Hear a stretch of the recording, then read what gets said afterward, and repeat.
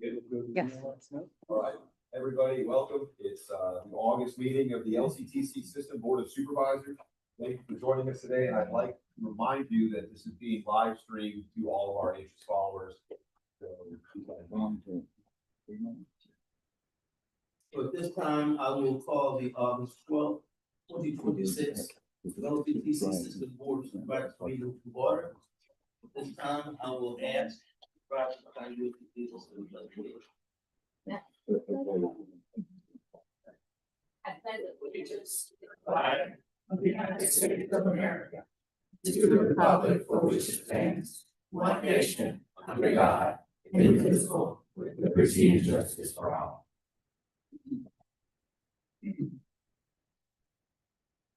Thank you. At this time, I would ask the roll call, please. Yes, sir, would be happy to do so. Chair Harvey. Present. Is present. Supervisor Smith. Here. Is present. Supervisor Butler McIntyre. I'm here. Is present. Supervisor Hall. Present. Is present. Supervisor Hogan. Present. Is present. Supervisor Holland.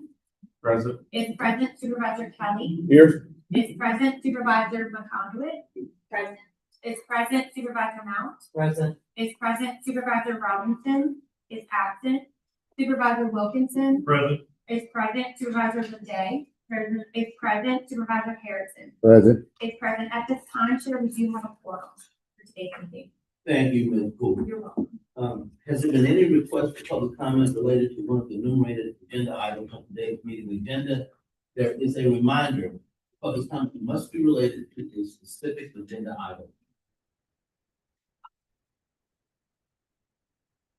Chair, at this time, we do not have public comment. Thank you. At this time, I will request a motion to approve the August 12th, 2026 meeting agenda. Motion by Supervisor Hogan, seconded by Supervisor Butler McIntyre. Moved and seconded. Is there discussion? Is there opposition? Hearing none, motion carries. This time, I will also request a motion to approve the June 10th, 2026 meeting minutes. Motion by Supervisor McConaughey, seconded by Supervisor Harrison. Moved and seconded. Is there discussion? Is there opposition? Hearing none, motion carries. I'd also like at this time to present the consent agenda for consideration by the board. Mr. Chair, the staff recommends the board approve the consent agenda, which consists of agenda items G.1 through G.5. Do I have a motion? Motion by Supervisor Hall, seconded by Supervisor Hogan. Been moved and seconded. Is there discussion? Is there opposition? Hearing none, motion carries. At this time, I'd like to provide, a report as chair. I'd like to welcome, Michael Mazzola, Lacey McManus, and Dr. Chandler Buck as they address the board and make a special check presentation on behalf of LSU Dual.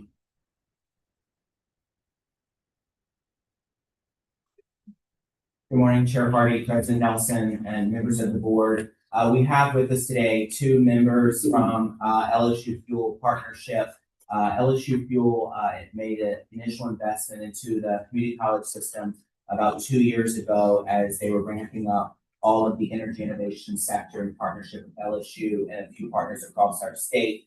That work continues in making sure that we have the right credentials, programs, and resources for our colleges to offer training and support for our faculty and equipment throughout the state. And so with us here today are two members of the LSU Fuel team who are making an additional investment this upcoming academic year of $800,000. And so I'll turn it to Michael and Lacey for any remarks.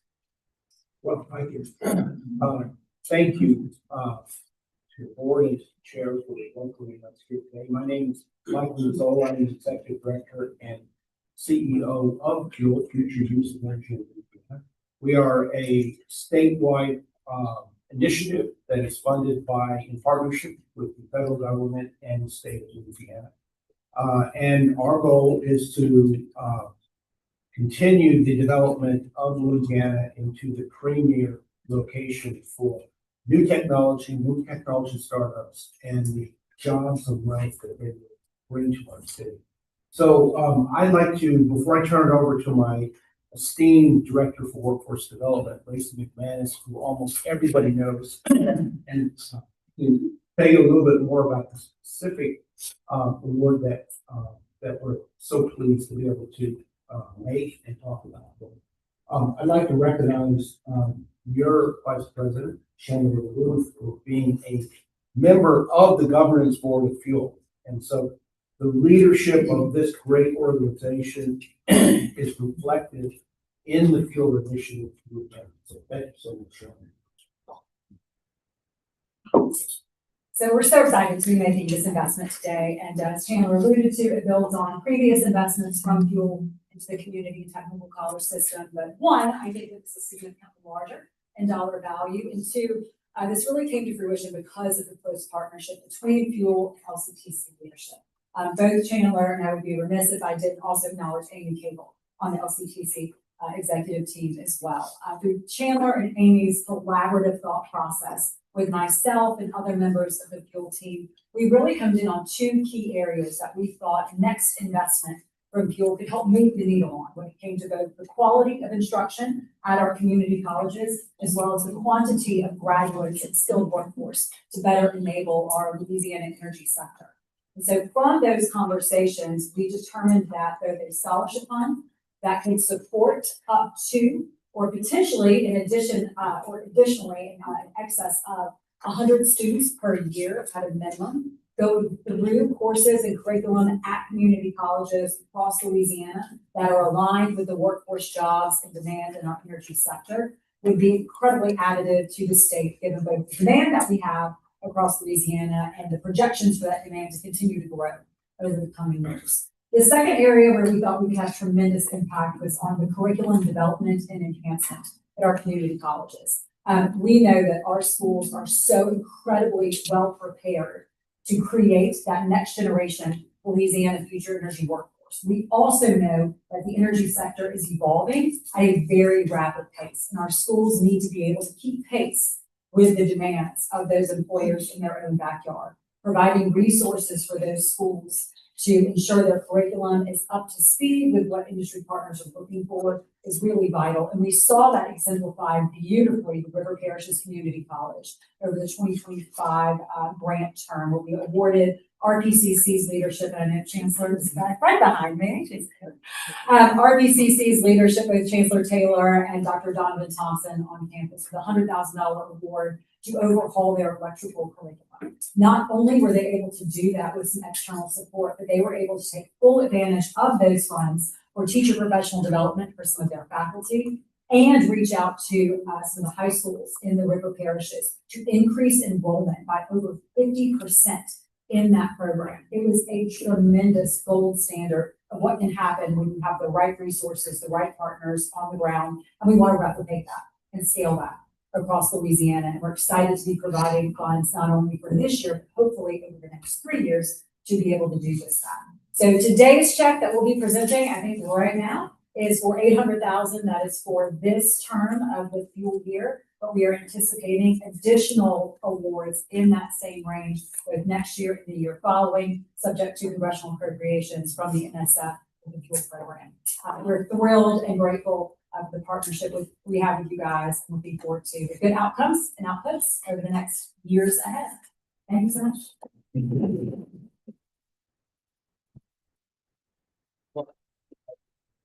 Chair Party and Amy Chancellor join Michael and Lacey for photo opportunity.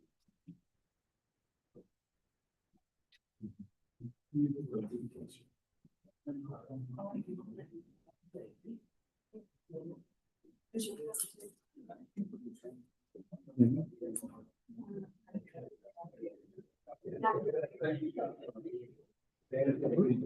know what? They do. Congratulations.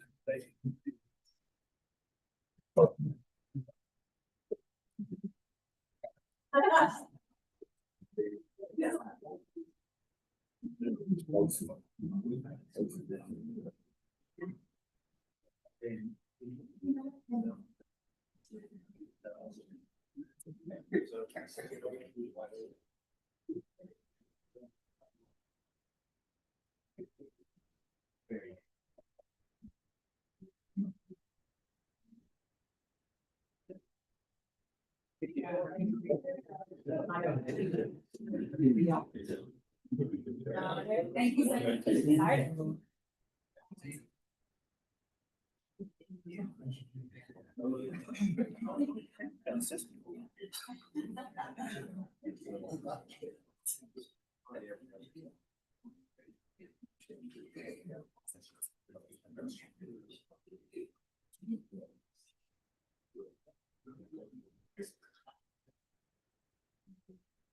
Thank you very much. Next, Progressive Education Trust Fund. I'd like to welcome Kim Lapkan from Contractors Education Trust Fund and Dr. Chandler LeBeouf as they address the board and make another presentation to the LCTC System Foundation. Good morning again, members. The Louisiana Contractors Education Trust Foundation has continued to make not only an investment into our system foundation, but at our colleges as well. Strategically, they make $120,000 investment annually, specifically for the endowment program and sponsored program within border regions, allowing our institutions each to receive $10,000, for the institutions to match that with another $10,000. And then take the $20,000, apply to border regions for another $20,000 match for a $40,000 endowment, specifically related in the skilled trade and construction crafts programs. And so we're just continue to be appreciative of the continued partnership with Ken and the entire Contractors Education Trust Board and program. And so I'll turn over to Ken for any remarks. Well, I feel somewhat inadequate after that last meeting. This is Step up the game. But I think this is our 6th year, so in all the 6 years, we equal that. Absolutely.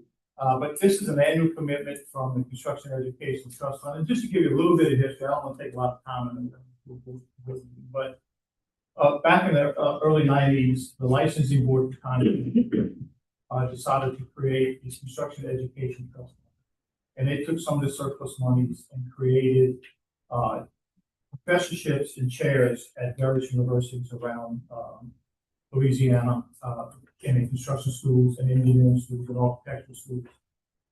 And over the years, that has evolved into now we take, and the monies are derived from the licensing board on the penalties and fines that they assess on the contract. So that's only funds we get on an annual basis. So we take those funds and we invest them back in the construction industry. And we have been concentrating, I think, of about the last 8 to 10 years on construction craft training. Not only do we give the LCTCS Foundation $120,000, which is correlated to almost $500,000 annually. We also make contributions to, we've identified 8 high school districts that have a career center, district-wide career center that do construction craft training. And the other schools of construction that do some type of construction training around the state, Nichols, Southeastern, McNeese, ULL, that have construction type curriculum at the higher construction education level. But this is our big gift of the year at $120,000 to the LCTCS Foundation. You know, I'm very proud of this industry. I don't know of any other industry that has created a mechanism to give back to create the future leaders in this industry. We all read about the stories about what's going on in Louisiana with great big construction projects and the need for craftsmen. And this is helping build a void at some of the sites. But it's our pleasure to present. And I'd like to recognize Mike McDuff, who is our new chair, CTS chair, and Brad Hassett, who is a licensing board executive director, who actually makes all this happen. But this is our pleasure. This is never deal, and Chandler's correct. We don't make this voluntarily. You gotta ask for it. And y'all are one of the few groups, you would believe it or not, people that we would contribute money to that just won't ask for it. Y'all ask for it every year. And we're very proud that this industry is able to give back and make this money work. Thank y'all. Thank you.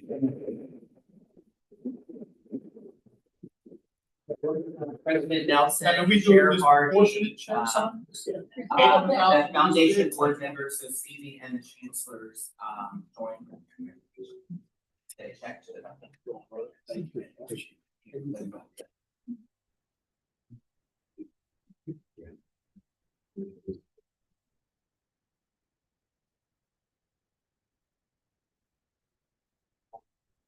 But one best day of the year, I give away other people's money.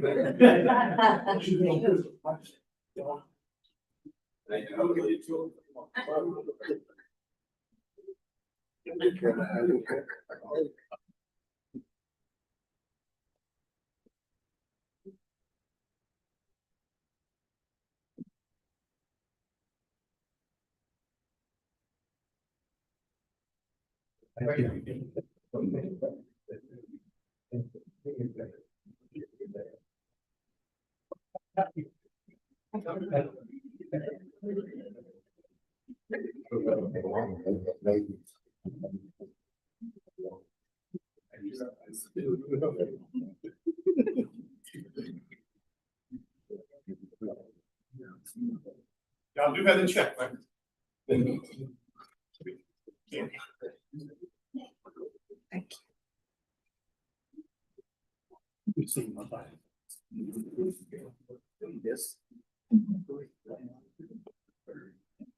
Again, thank you very, very much. The next item on the agenda is, I'd like to talk a little bit about the recent ACCT board retreat that I attended.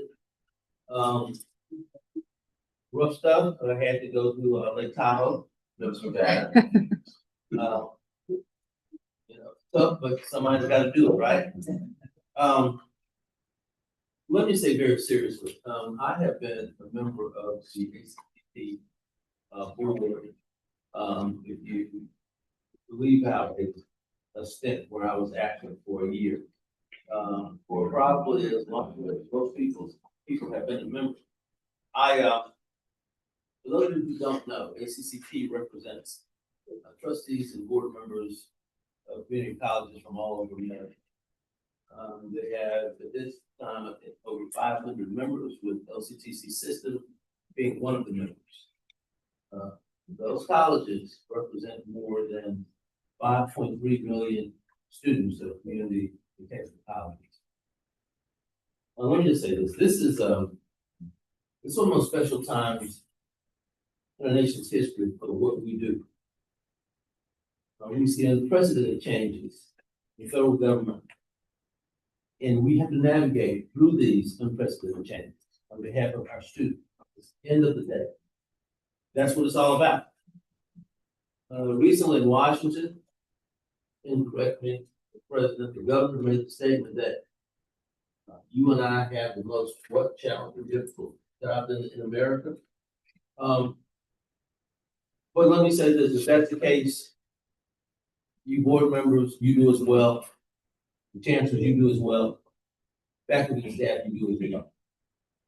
It's been reported that Louisiana has the most capital investment over the past 3 years than any state in the United States of America.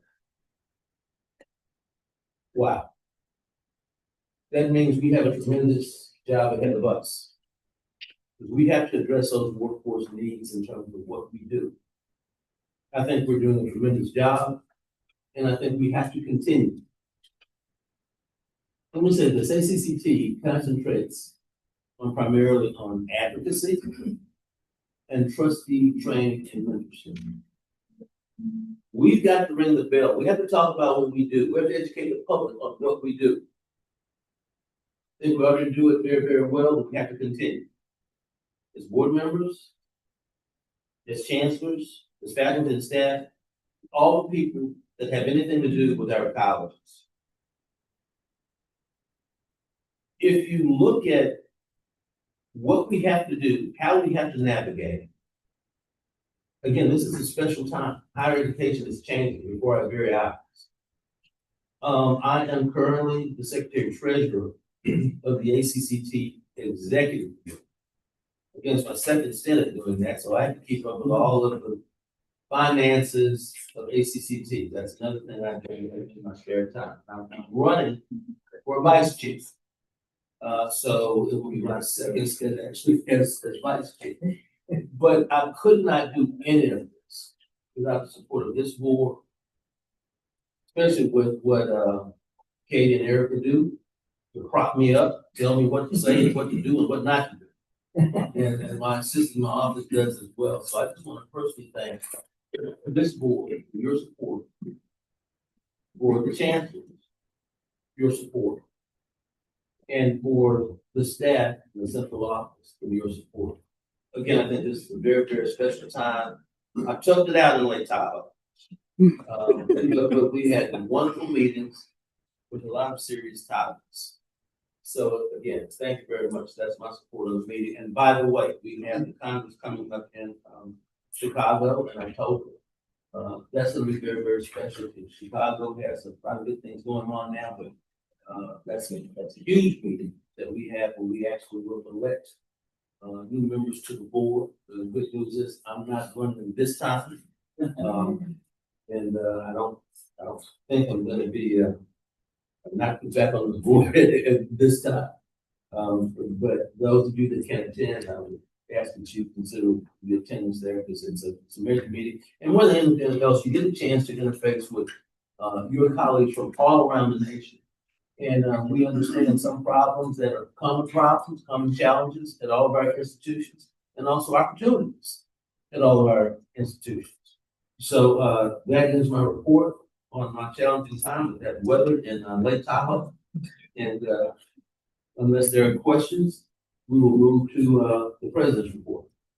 Thank you, Mr. Chair. So the first item on our president's report, I would like to invite up Chancellor Hoggard and his guest Henry Thornton from Meta to discuss a recent gift the college received.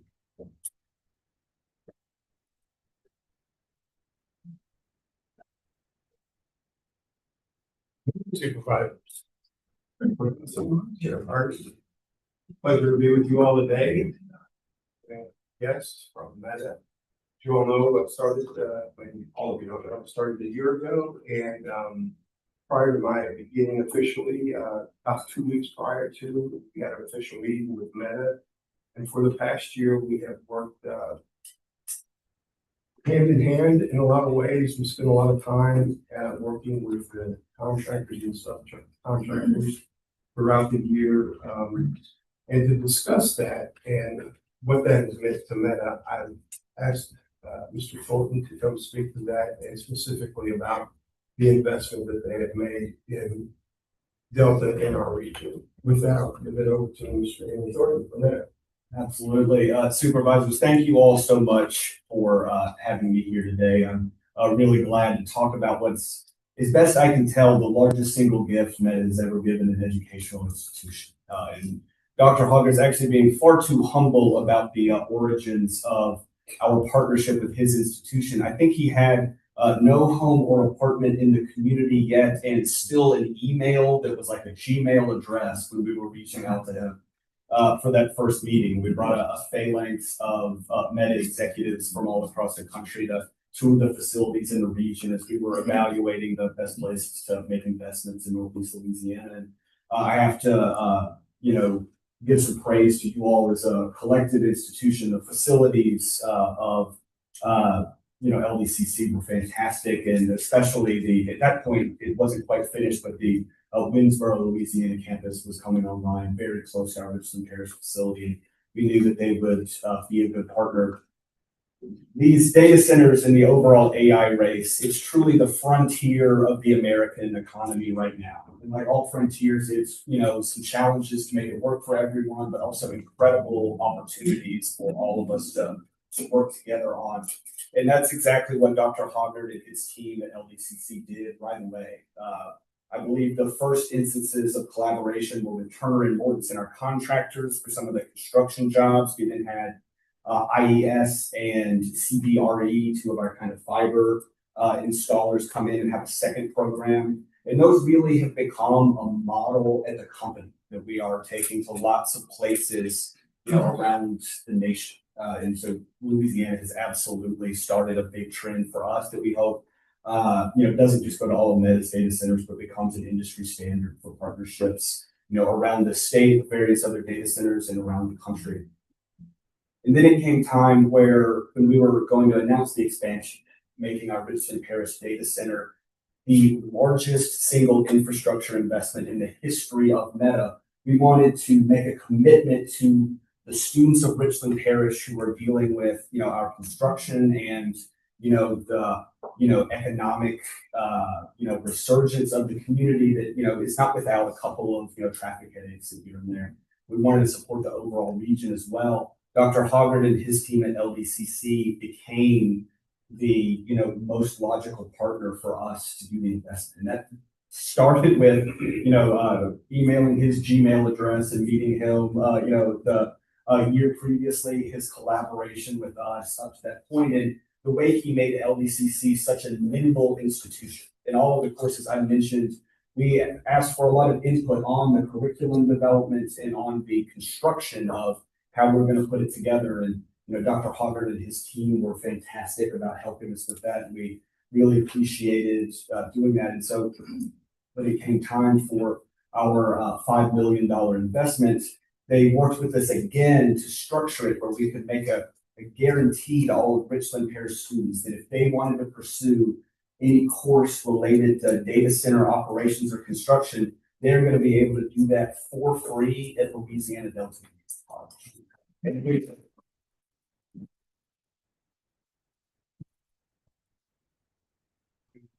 made that happen. We are so appreciative of them, and we look forward to a fruitful relationship with LDCC for many, many decades to come in conjunction with our Richland Parish Data Center. And I would just like to underscore what Chair Hardy said. It wasn't Justin Hoggard, it was the team. We had a single point of contact. That single point of contact, Vice Chancellor Hall, made sure that we were directing traffic with our workforce, and we made sure that we were laser focused and we're not really getting in our own way to be successful, provide the training. So I do want to make sure that our team gets acknowledgement in whatever we have. I appreciate the kind words, but I know I'm smart enough to know to get out of the way. Absolutely. I should have mentioned that in my speech. I would recommend that as best practices to have one person at an institution be the point of contact for everyone related to a big construction project like this. That really helped us out, and it prevented something we've dealt with in other communities where we've got 6 deans and 2 vice chancellors, all with a different idea of how to best partner. And absolutely, Nathan under Dr. Hoggard was fantastic. Thank you very much. I guess we could say you've got a $5 million smile now. Yeah, and I'm already, I'm set myself up for next year's evaluation. Yeah, so you're loose. Thank you, Supervisor. Yeah, thank you, Supervisor. Thank you very much. Thank you.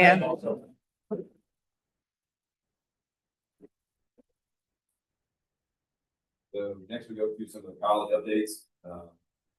First off, so North Shore Texas Community College is proud to announce that their Youth Build Vote Loose program is award $1.6 million, a $1.6 million 3-year grant from the U.S. Department of Labor.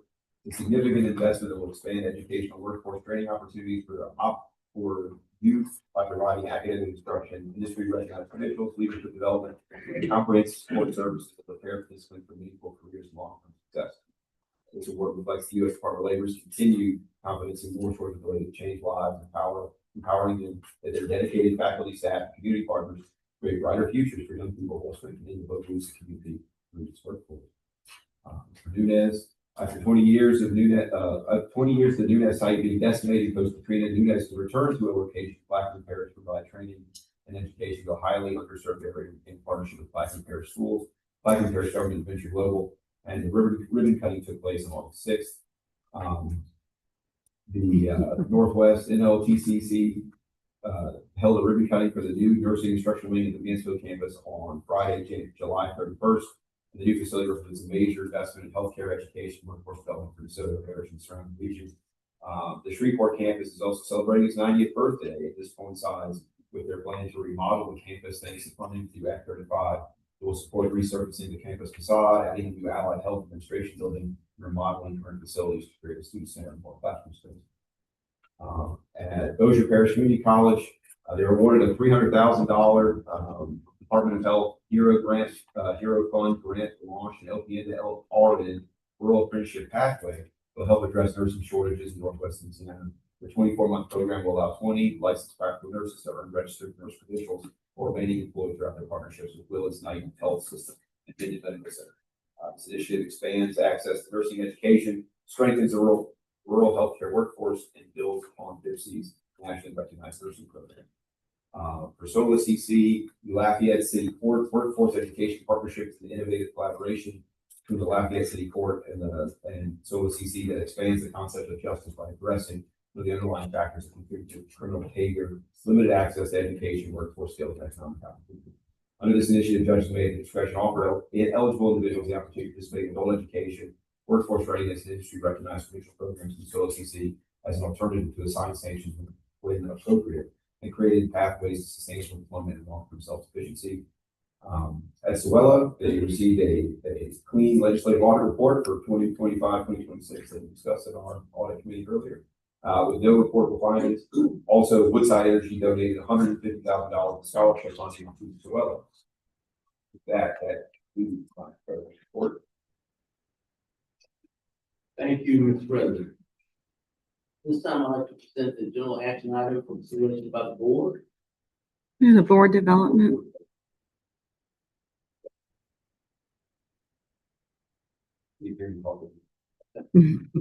Well, Okay. So for our board development today, we thought about the best thing to do would be to discuss the president's vision, which we introduced to the chancellor yesterday, along as the system staff. So the board members, you can see you have this beautiful packet that we put together. It kind of has an outline of, I would say, the broad strokes of a plan about how we move the system forward and how we prepare for all these challenges that I think we've been discussing now for the last 6 months. It's the result of 6 months of going around the state. I've been to every campus at least once.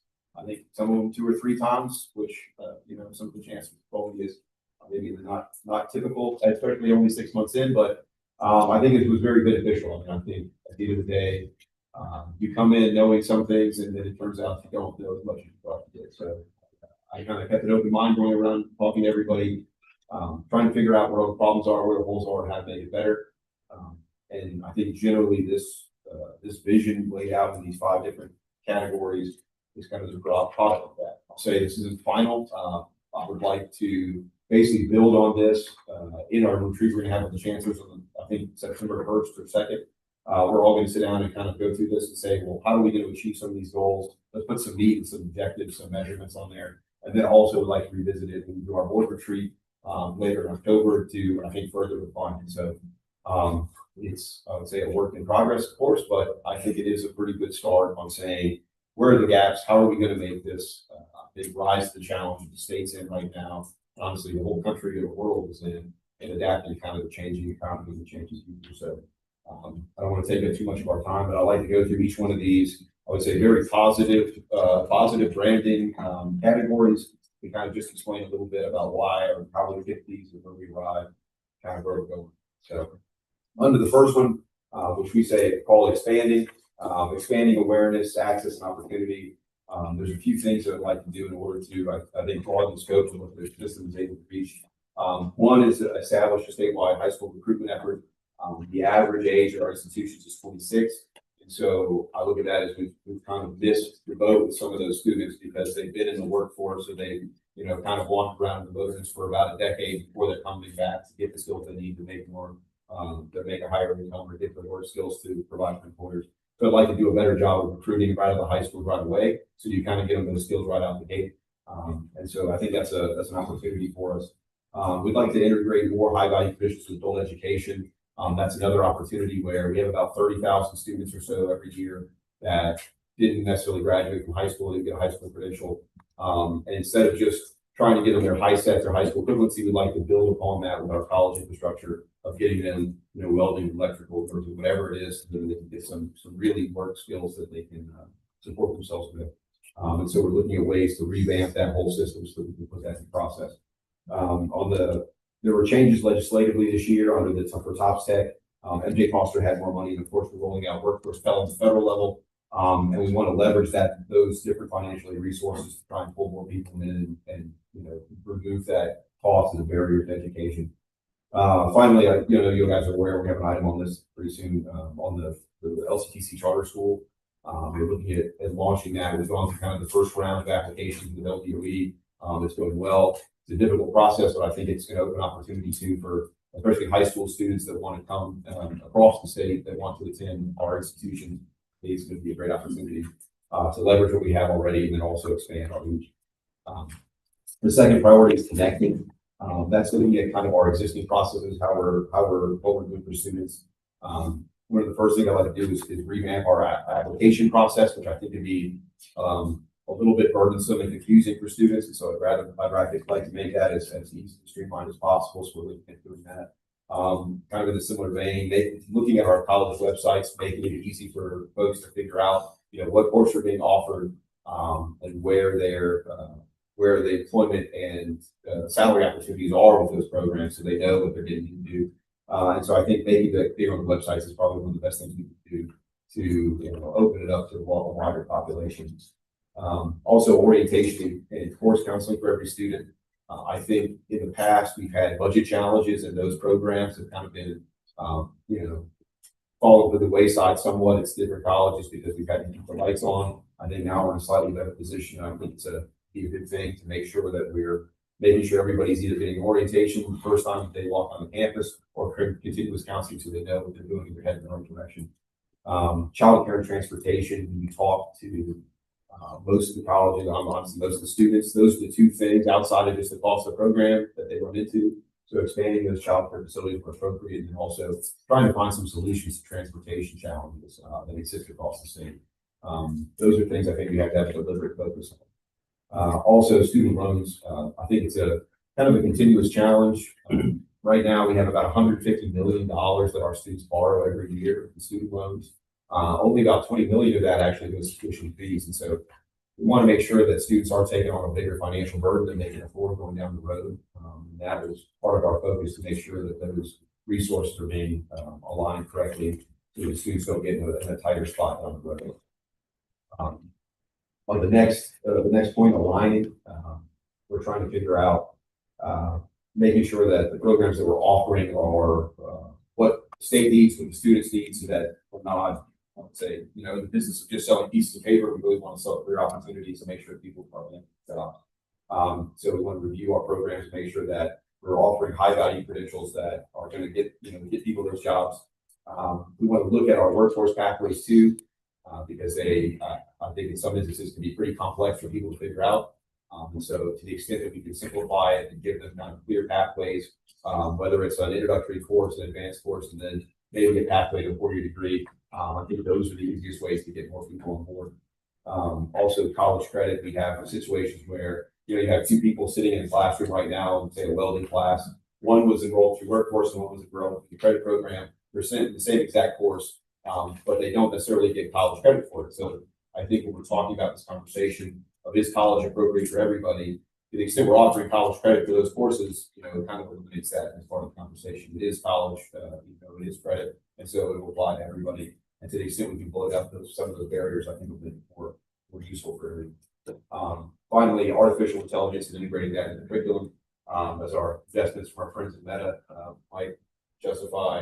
It really is the future. I think we can leverage it, but integrate it into our courses and make sure that we're using it appropriately so that our students are prepared, because that's going to be, every job is going to be impacted by it. So we want to make sure we're using it and not just, maybe doing a footnote or trying to stifle it because we don't like people using ChatGPT, but unfortunately it's here.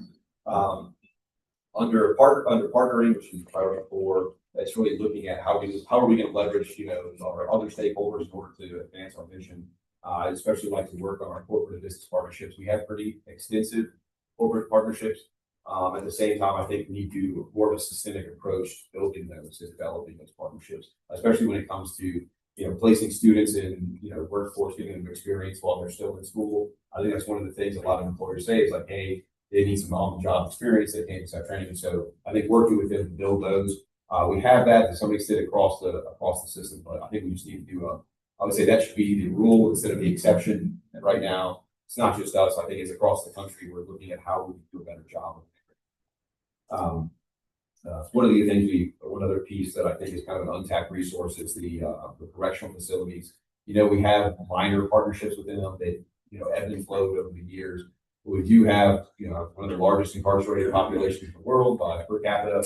And it's, especially when you're talking about the thousands and thousands of jobs that we need to fill, it's kind of a captive audience for our programs. And so we actually had a meeting yesterday with Department of Corrections on ways that we can expand that partnership. It's a very, I would say, a very complex problem of how do you provide the training, how do you make sure it aligns, but it's also, I think, integrates very well with what we're doing already. So we'd like to expand that. The partnership to 4-year degrees, it exists to some extent, but we'd like to make sure that the credits that people are getting will transfer to the degree they want to achieve, they want to get. I think there's been work on Regents level to make that sure that happens, but I think we can do a better job so that students don't, come from our institution and then find out that half the credits don't apply to the degree they're trying to get in 4-year college. So that's part of making this whole education piece a continuum so that they can get off the train wherever they want, but we want to be able to have a pretty clear pathway to go to their 4-year degree. And then also endowments and increased endowments for scholarships and program support. I mean, especially when we're talking about, reducing the level of student loans, on the other side of that is we want to provide access to folks by having scholarships to make up that difference. And I think we have a pretty large untapped opportunity to raise money as a system level and probably also the colleges to close some of those gaps. And then priority 5 is delivering, also positive. But we'd like to look at ways that we can leverage the fact that we are a system to save money and, things like IT or contracts that, right now you might have 13 different contracts for the same, piece of software or something like that. To the extent we can leverage the fact that we're a system and do this collectively, I think it saves us a lot of money. We've seen that in some of our software occur in the last couple of months. But it makes sense for us that we are a system to leverage those kind of, increased purchasing power, economy of scale. Our technology platforms are somewhat outdated. And some of that is because a lot of our colleges have acted independently just historically. And so especially Banner, our student information system, it's kind of been cobbled together over time. I like to joke we're kind of running on Windows 95. If we're going to do all these other things, we're going to have to modernize it and make it more capable. I think it will benefit all of us. State-of-the-art facilities is another element. We have Act 35, which we talked about a little bit. It gives us kind of a strategic advantage, I think, in the higher ed space, and that we can use Act 35 and save money to build new facilities to meet a lot of these needs. But we do have to look at our facilities in general and make sure that we're planning to meet those future needs as well as maintain what we have.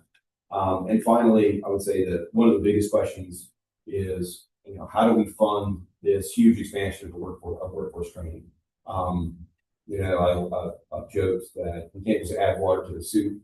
At the end of the day, if you're spending $200 million of capital expenditures in the state of Louisiana just over the last 2 years, and that's going to continue to grow, we can't continue to run on funding from 2017 in order to provide the workforce that's going to require. And so we have to work with the legislature to find what is a sustainable way of funding those workforce programs. We do have a task force to look at our higher ed funding formula. I don't know that higher ed funding formula that includes all the 4-year university systems is going to be the answer to a $200 million capital expenditure that probably increases. I think every time you say it, you got to go up another 50 million. So every other week, it's another 50 million capital expenditure that 70 or 80% of those jobs are going to be dependent upon the community technical college system. So basically, we can't run the same old formula. We can't do the same old thing because it's just not going to produce the results that we need. And so we're going to work with the legislature and governor and try and figure out how to solve that problem. And it's not just us that's facing that. I think when you're looking at AI disruption and kind of this, you can't just go to school once and then say you're never going again. It's going to be a continuous process. So that workforce problem is just going to compound. And we have to figure out a way to support that going forward. So that is, the Reader's Digest version of everything. Like I said, it is the broad strokes. It's a work in progress. But we wanted everybody to kind of have, some, at least a compass reading of what direction we're going in. We're going to close some of these gaps.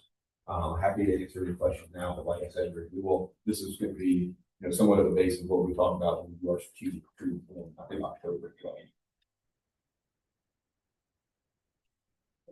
Any questions, comments, concerns? Like I said, Mr. President, you've been busy. Yeah. This is great. I think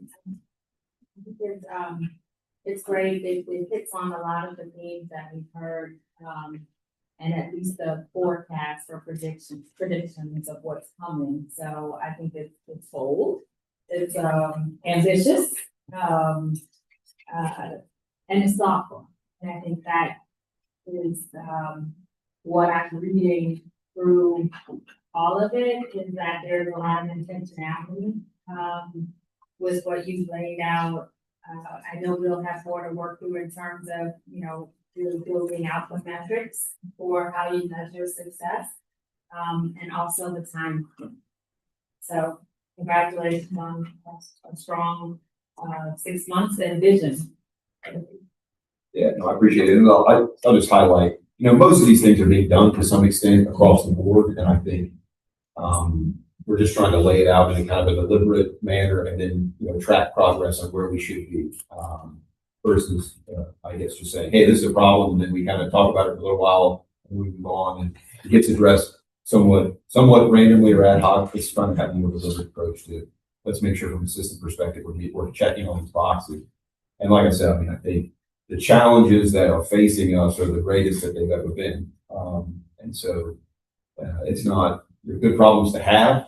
We're not worried about everybody moving to Texas because there's no jobs here, which that used to be a problem. The problem is, we had this incredible demand that is only going to grow.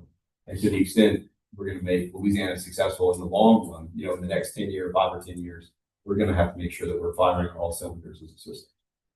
Hearing things like the student work opportunities and things like that, that's real problems, that's real challenges that I know that the chancellors really appreciate.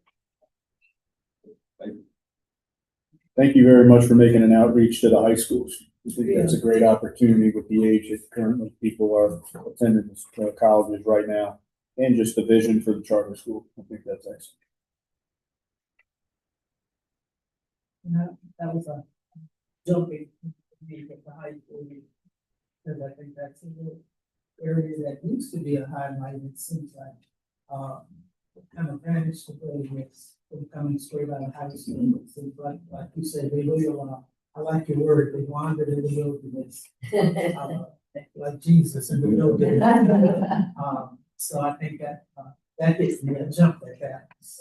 So a couple of things I jumped at. So yeah, I think practically our system should be the default for most students in the state. I'll say right now, maybe it is eventually, right, when they're 26.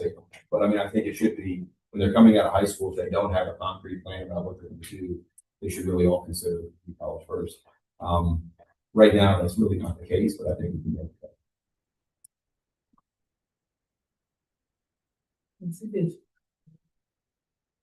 Thank you.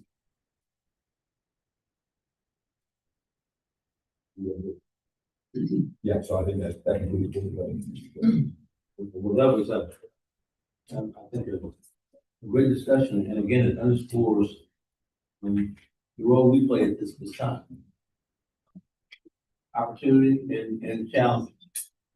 So, Mr. President, thank you so much for your vision. And I look at follow-up. We'll definitely have more discussion. We have our board meeting. So I would ask board members to work the schedules as well as you can. Your attendance is absolutely needed. This is where we do some of our best work. At this time, I will present the general action item for the rest of the board.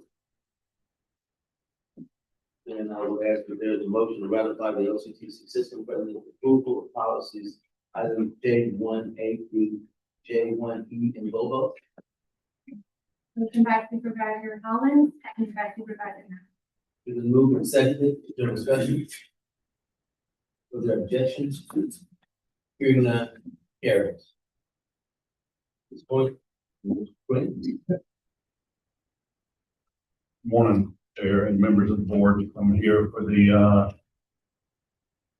Louisiana Community and Technical College Charter School issue before you, and that's essentially a request from the Louisiana Department of Education as part of our application that the board authorized formally President Nelson to pursue this project. So that's what's before you. I'll go ahead and read the recommendation. The staff recommends that LCTC System Board of Supervisors authorize the system president to take any and all steps necessary on behalf of the Louisiana Community and Technical College System to, one, pursue a type 2 charter from the Louisiana Board of Elementary and Secondary Education for the proposed Louisiana Community and Technical College Charter School.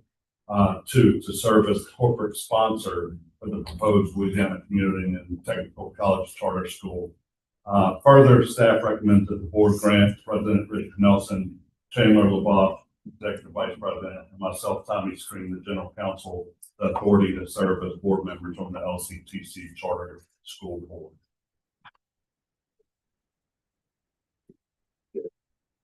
Kelly Clayton, who's our executive director, if you'd like to come up, we'd like to introduce our expert of the board. Kind of a rock star, not to go to that too much, but. No pressure. Yeah, no pressure. This is Morning President Nelson and Chair Hardy. I'm super excited about this opportunity. It's kind of a combination of all the things that I've done over the last 30 years in the field of education, including helping to start the Zachary School District and wanting to be the #1 school district. It feels very similar, like starting a charter school network that's going to take students who typically have not done as well in school as we would like and give them opportunities. And I see this as a school, not an alternative school, but a school with alternatives for these students.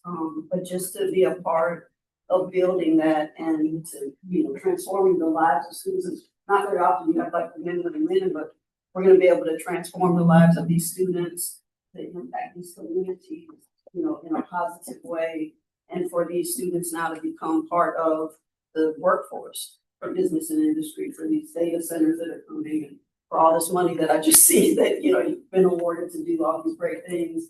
And so I'm just excited to be part of the process to get this school off the ground. We're kind of building the plane while we're flying it all at the same time. And I've done that several times before, so it feels like old hat to me, but just excited for the opportunity. Grateful, thankful, humbled, and just ready to do what I can to positively impact this entire process. I guess that is a question I'm not familiar with. 30-second overview of the process, 30 minutes, 30 seconds of the process. Overview, we've submitted the application, and the charter school had already kind of gotten another consultant to help with that part before I was brought on board. So it's been submitted. The LDOE has come back with a few questions. We've answered those questions. We will go before them for an interview with a third party next month, the 3 board members and myself. And after that, that third party will make a recommendation to Bessie, and Bessie will vote in December to determine whether the charter school will be allowed to operate. It's really a whole network. I say charter school, but really it'll operate across several sites. I think 12 different sites, maybe 13. The numbers, they're all they're rolling around my head. I'm catching up to speed, but yes, that in December, Bessie will vote and give the okay for hopefully give the okay. So the time that potentially through the end of the year, you could have depending approval through about the end of the year. Correct. And you may mention that the motion includes some folks from our team to be on the board to the charter school. Are those the intentions that's going to be the entire board, Mr. President, or what is there going to be? Are there the other members of that board? So the state law requires that the corporate sponsor only has a minority of the board members. There must be a majority of independent board members. So the 3 that are mentioned here will make up 3 of the 7 board members. So there'll be additional board members. I believe, Chandler, we have identified 2 others at this point, and seeking 2 additional board members. But we'll be a minority membership. That's good clarification. I think I'm familiar with the process for that. So will we be using existing LCTC facilities to house these schools, or are we looking at personal properties for these schools?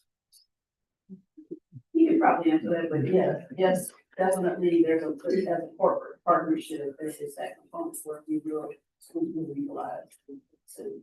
Yeah, so part of the authorization is allowing for the corporate partner to put forward its existing facilities, which we will partner with our 12 colleges in some way, shape, or form to offer the instruction. The way the current instruction is proposed, it's not Monday through Friday, 8 to 5, that students will be specifically on campus. We're providing the environment and flexibility that students may show up 2 days of the 5 and can still work. We're building in a lot of work-based learning components in it as well. So we recognize that we, as Michelle mentioned, we want to be the alternative to what is known in that space as a positive outcome that the students can not only seek their credentials, seek their high school diploma, but work and also deal with other life aspects at the same time that may have brought the barrier for them the first time where they weren't successful. The school out, I'm sorry, no.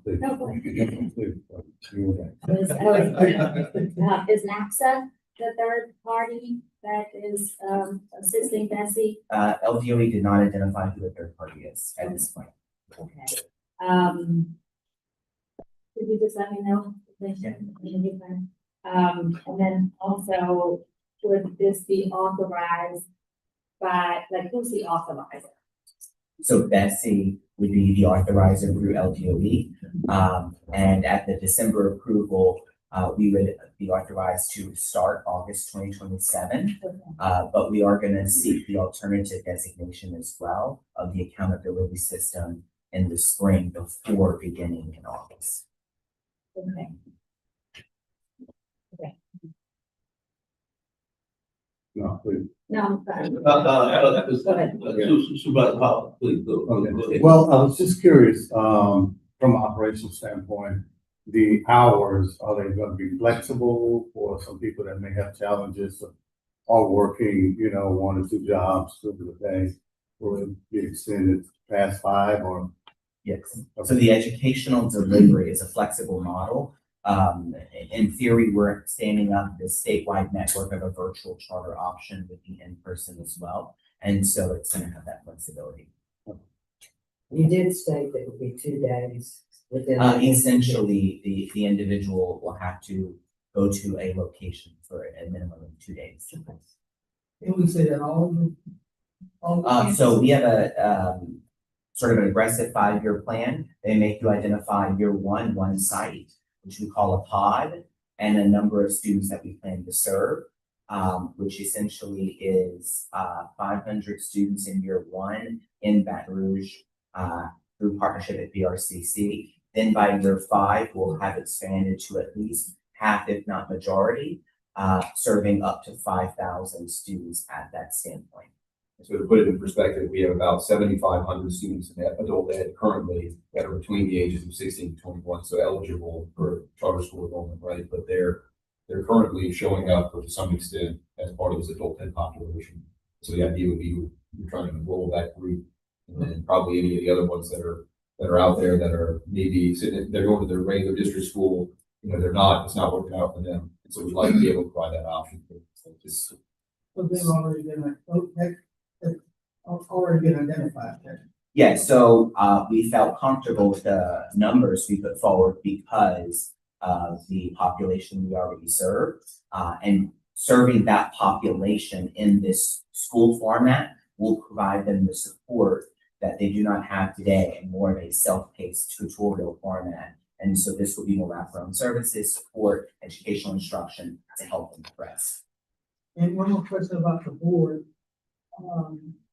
I said on 2. The officers or the jobs on the outside. Right. So I don't mean to call them the yeah, outside. great question. So as we identify the minority of the board. Minority, that's what I mean. I didn't want to say outside. The 3 members, and we have 2 additional members that the charter board is already approved that are external, related to economic, community civic engagement, and finance backgrounds. We're identifying 2 more to get to our 7. I have been appointed to serve as the chair of the board of the charter school. That's what I need to know. Thank you. So, Mr. President, since it's 16 and 21-year-olds, and then a work-based focus with some of these students qualifying for high school or college, There's a possibility, we're gonna tap into we're gonna tap into, federal Perkins funds, we're gonna tap into LDOE, summer work-based learning funds, and so we're also gonna tap into the grant funders that fund charter school networks, federal grants that are, there for, workforce development, and so, that's also going to be led under the efforts of the board and Michelle and making sure that our super funding work happen.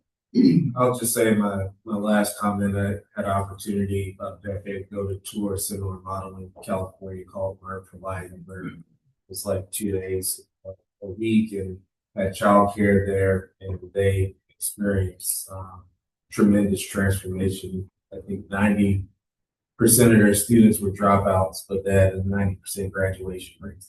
And so I'm excited about this. Have you guys had any pushback from some of your high school partners who see this potentially as? So there are healthy discussions happening. I wouldn't say that there's been major pushback, but Michelle and I have identified those and have had conversations. And so, I think what we're trying to relay the message is that our school is another option. It's not a competitor to the schools that exist in the way that we're going to serve and the format that we're going to deliver. And so we're going to supplement the communities that need us to serve them. And so we're truly not trying to compete on paper. It can seem that way, but that is not the goal. And so we've been trying to deliver that message from day one. From our chancellor standpoint, they will still continue to kind of pour into those high school partnerships and things. Yes, right? yes. So the local colleges will still be in charge of working their enrollment partnerships, their high school outreach, and so on. Want to make sure we can maintain those options. So at any point, you can take advantage of this. So August 2027 will be the first enrollment of individuals to go to enroll into the charter school. But from that point, assuming that it's approved, from that point, any individual that would qualify and have an interest would go to the Are there other questions? I would just say, you're gonna look at our having Michelle play this so you know. She's a real talent.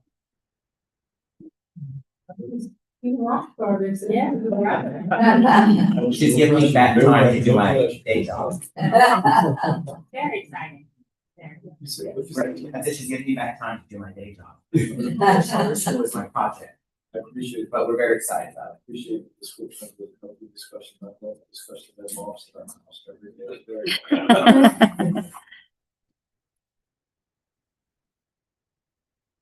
We need that, motion to approve the. Okay, moved by motion by Supervisor Smith, seconded by Supervisor McCollum. Been moved and seconded, to discussion? Opposition? Hearing none, motion carries. Thank you all very much. This is exciting.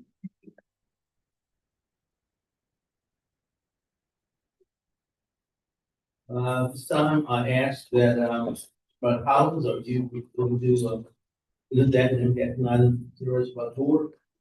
Yes, sir. We proceed. Item J.3, accreditation update, this Dr. This accreditation. Yes, so this is for board information, no action required. What you'll see is a look back from January to June 2026. So we provide a semi-annual summary twice a year relative to the accreditation actions impacting our institutions. Relatively, the report has no necessarily implications or findings. There were 2 institutions reaffirmed, a handful of programs that were reviewed, which is standard. But the important part to sort of highlight is as of the June board meeting, Northwest, as we all recall, did receive their recommendation and final approval to SAP. So at this point going forward, all 12 of our institutions are SAP COC accredited and they align under that accreditor. And so I have no further comments for the report.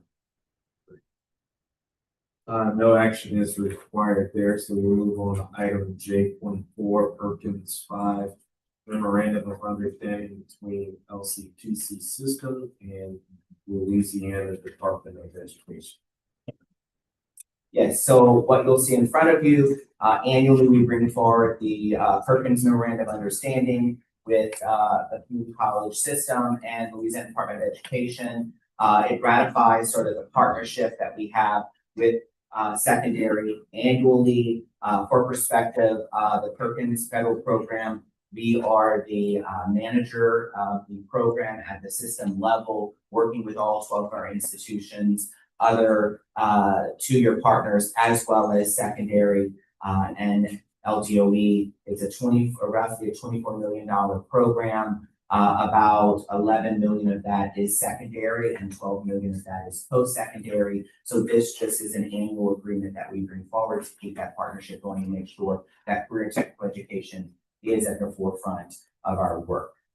So I'll read the recommendation. Staff recommends that the LCTC System Board of Supervisors approve Perkins 5 Memorandum of Understanding between the LCTC System Board of Supervisors and the Louisiana Department of Education or administration of the secondary portion of strengthening career and technical education for the 21st century at Perkins 5 funds for the fiscal year beginning July 1, 2026 through June 30th, 2027. Staff has made a recommendation. Is there any motion on the recommendation? Motion by Supervisor Mount, seconded by Supervisor Butler McIntyre. Let's do a motion. Second, is there any objection to the motion? Any discussion on this item? Hearing none, so moved. Next, we'll have item J.5, the LCTC System Policy 2.024, Student Policy on Prohibition and Prevention of Discrimination, Harassment, and Retaliation. Yes, so the policy in front of you is related to the policy that was created for our system colleges to maintain an environment free of anti-Semitism, discrimination, harassment, and retaliation. It outlines all the protection, the procedures, and the institutional responsibilities. Currently, we don't have a specific general student anti-discrimination policy. If you recall, we approved one in the past for employees. This policy mirrors that language, so we have one for employees now, and putting forward one for students. I'll read the recommendation. Staff recommends that the LCTC System Board of Supervisors approve the attached new LCTC policy number 2.024, Student Policy on Prohibition and Prevention of Discrimination, Harassment, and Retaliation. Staff has read the recommendation. Is there a motion? Recommendation. Motion by Supervisor McConaughey, seconded by Supervisor Hogan. Is there any discussion? Is there any opposition to the recommendation? Hearing none, the motion carries. All right, item J.6, Chancellor Emeritus for Dr. James R. Jimmy Saltel. Yes, so under the LCTC System Policy number 1.030 Emeritus title, we have the opportunity to recognize individuals at the status of Chancellor Emeritus. And ultimately, this recommendation comes forward from the colleagues of Central Louisiana Technical Community College, where former Chancellor Saltel served as the Chancellor for many years, but he also has an extensive history with the community college system dating back many years, where he served as the system office lead for Perkins and other related workforce projects, South Central Louisiana Technical, served at partnership with Fletcher before, served the Central region, and so comes to us through retirement in the recent months as a chancellor who gave prime talent and treasure to the system. And the institution, Central Louisiana Technical Community College, took its process and necessary steps within the institution to receive the support to bring forward this item. And so I'll read the recommendation. Staff recommends that the LCTC System Board of Supervisors, under authority of the LCTC System Policy number 1.030 Emeritus title, grant the title of Chancellor Emeritus of Central Louisiana Technical Community College to James R. Jimmy Saltel III. Staff has read the recommendation. Is there a motion? Motion by Supervisor Mount, seconded by Supervisor Wilkinson. Is there any discussion on this item? Well, sure. Is he gonna come to the table? Absolutely.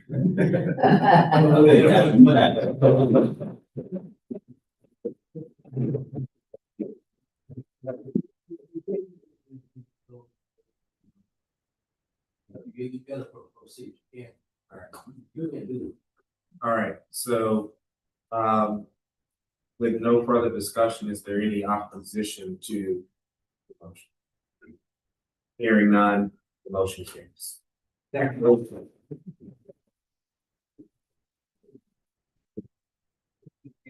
Make some comments. We also have a plaque that mentions some items and we have chair party at Dr.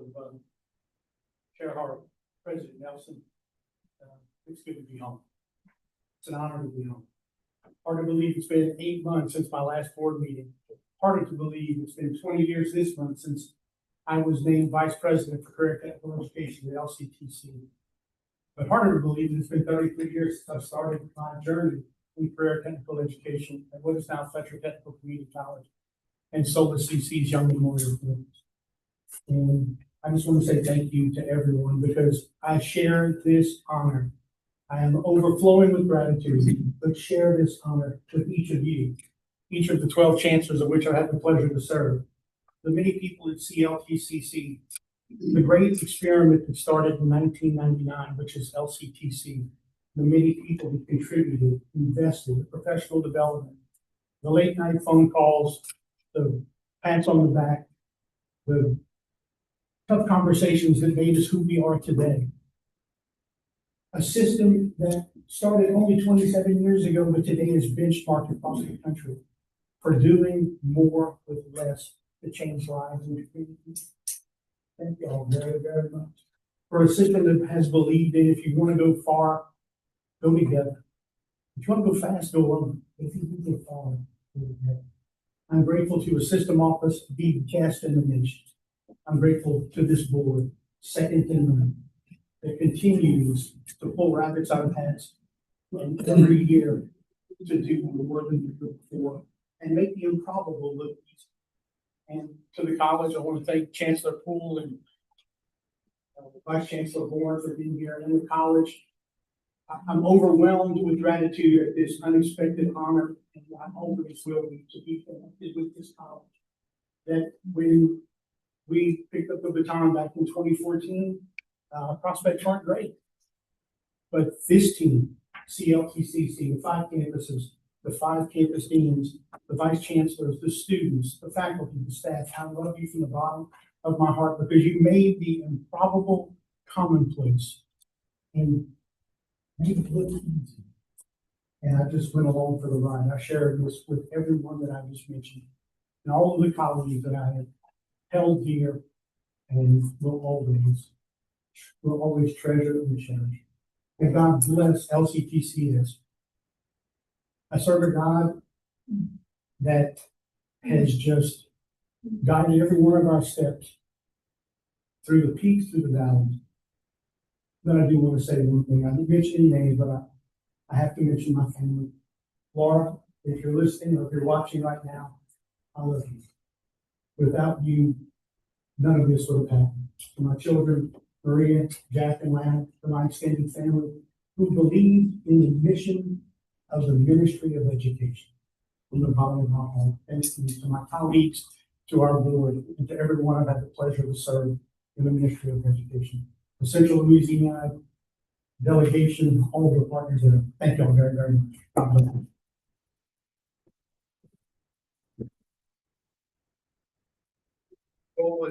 Before we do that, any comments from board members? I like to pull right now and start. Let me just say, Chancellor, and Chancellor, I believe Supervisor Smith, he was around when we had challenges at that school. And not only did you right the ship, you blew it out of the water. Your dedication to students, not only just students and individuals. I remember how you touched Chancellor Taylor's person with a storm challenge and how you risked your own well-being on behalf of him and his family. You've demonstrated that as long as I've seen you, as long as I've known you.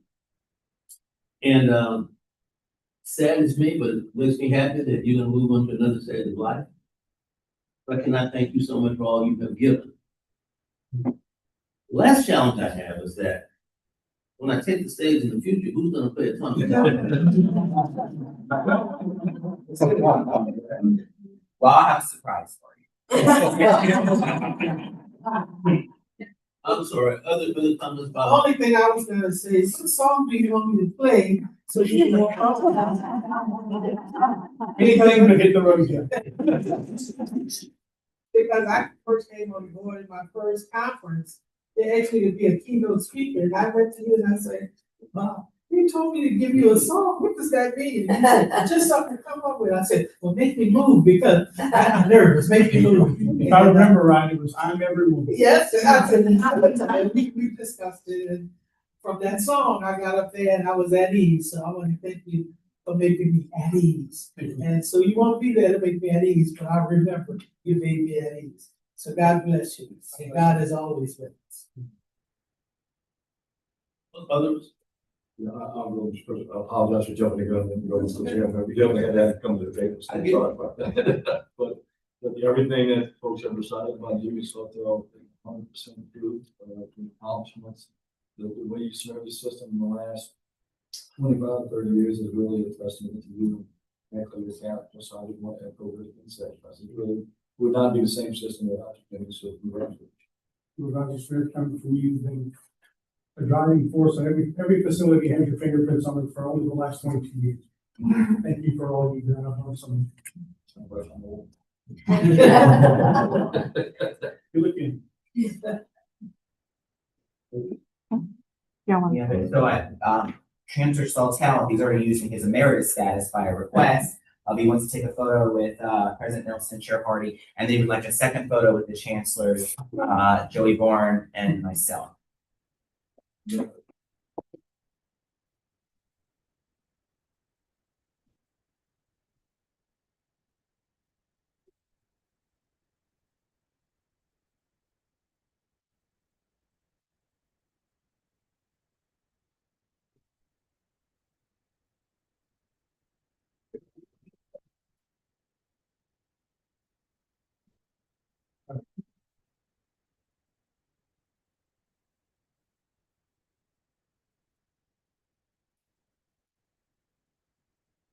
And one more presentation. We tried to palm this off on you, it's a little short. Monogram with the name of emeritus. Thank you. It's yours. We are honored to serve amongst you, and thank you for the beautiful transition you provided me. He did make it easy and smooth. Yeah. Thank you very, very much. The best years for CLTCC are yet to come. Thank you. Thank you.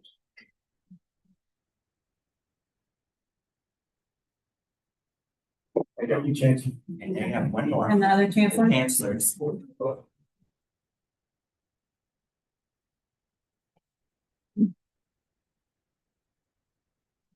Wow. Yeah.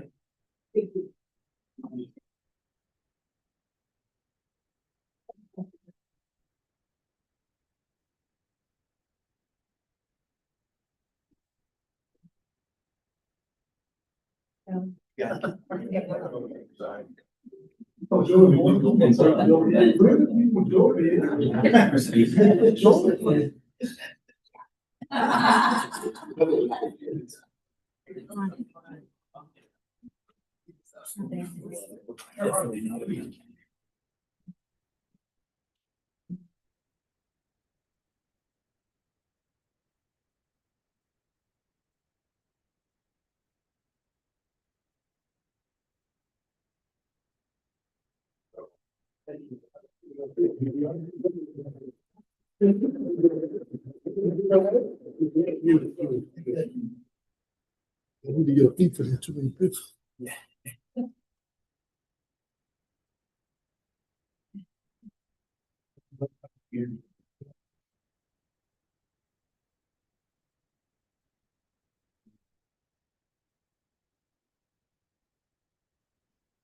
In the facilities, supervisors submitted, prepared, items considered by the board? Yes, sir, I am. Number 7 is the capital outlay request for fiscal year 2027 and 2028 by recommendation.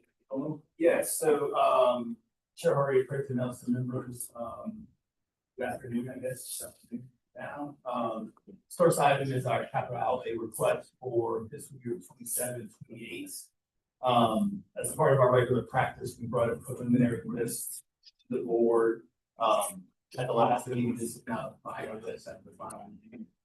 It constitutes a total of 13 projects, 8 of which are continuing projects in the program, 5 of which are new, for a total of $126 million into the life of those projects.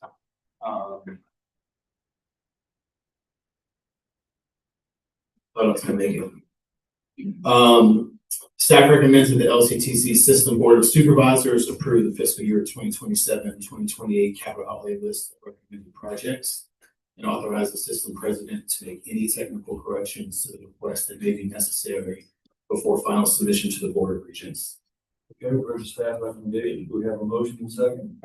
Motion by Supervisor Hogan, seconded by Supervisor Lee. Motion and second. Are there any questions or comments on this request from the board?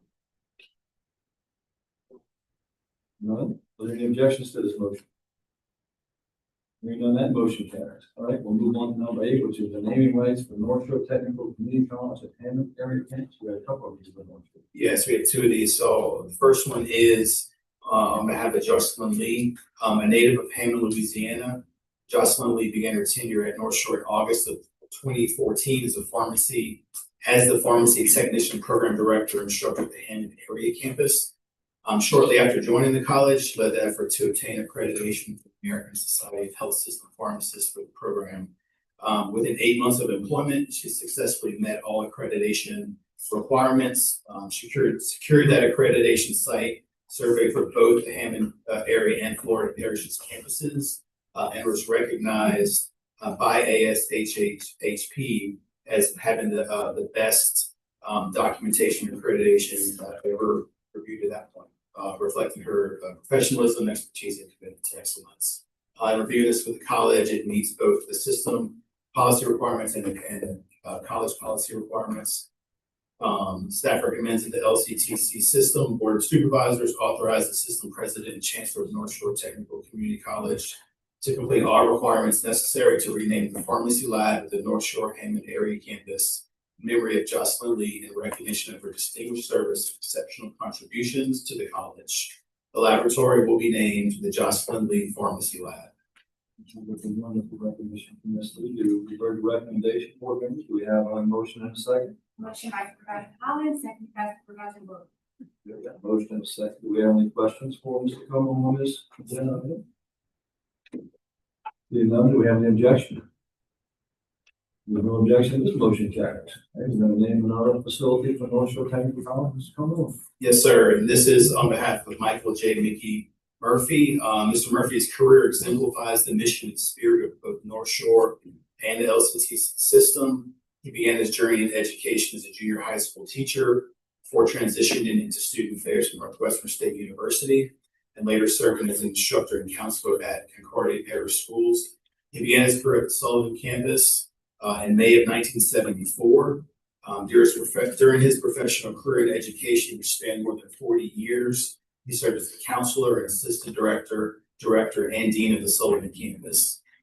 When the technical college system was first transferred into the LCTC system, he played a vital role in the successful integration and continued growth of technical education across our state. He was appointed by former Governor Kathleen Blanco in 2007 to serve on the LCTC as the Board of Supervisors. He was subsequently reappointed by Governors Jindal and Edwards, serving a total of 17 years on the board before concluding his board service in June 2024. Again, both policies have been met upon review. Staff recommends that the LCTC System Board of Supervisors authorize the system president and chancellor of North Shore Technical Community College to complete all the requirements to rename the lab space of the future North Shore Sullivan Campus Diesel Technology Building in honor of Mr. Michael J. Mickey Murphy for his dedicated service, visionary leadership, and lasting contributions to the college.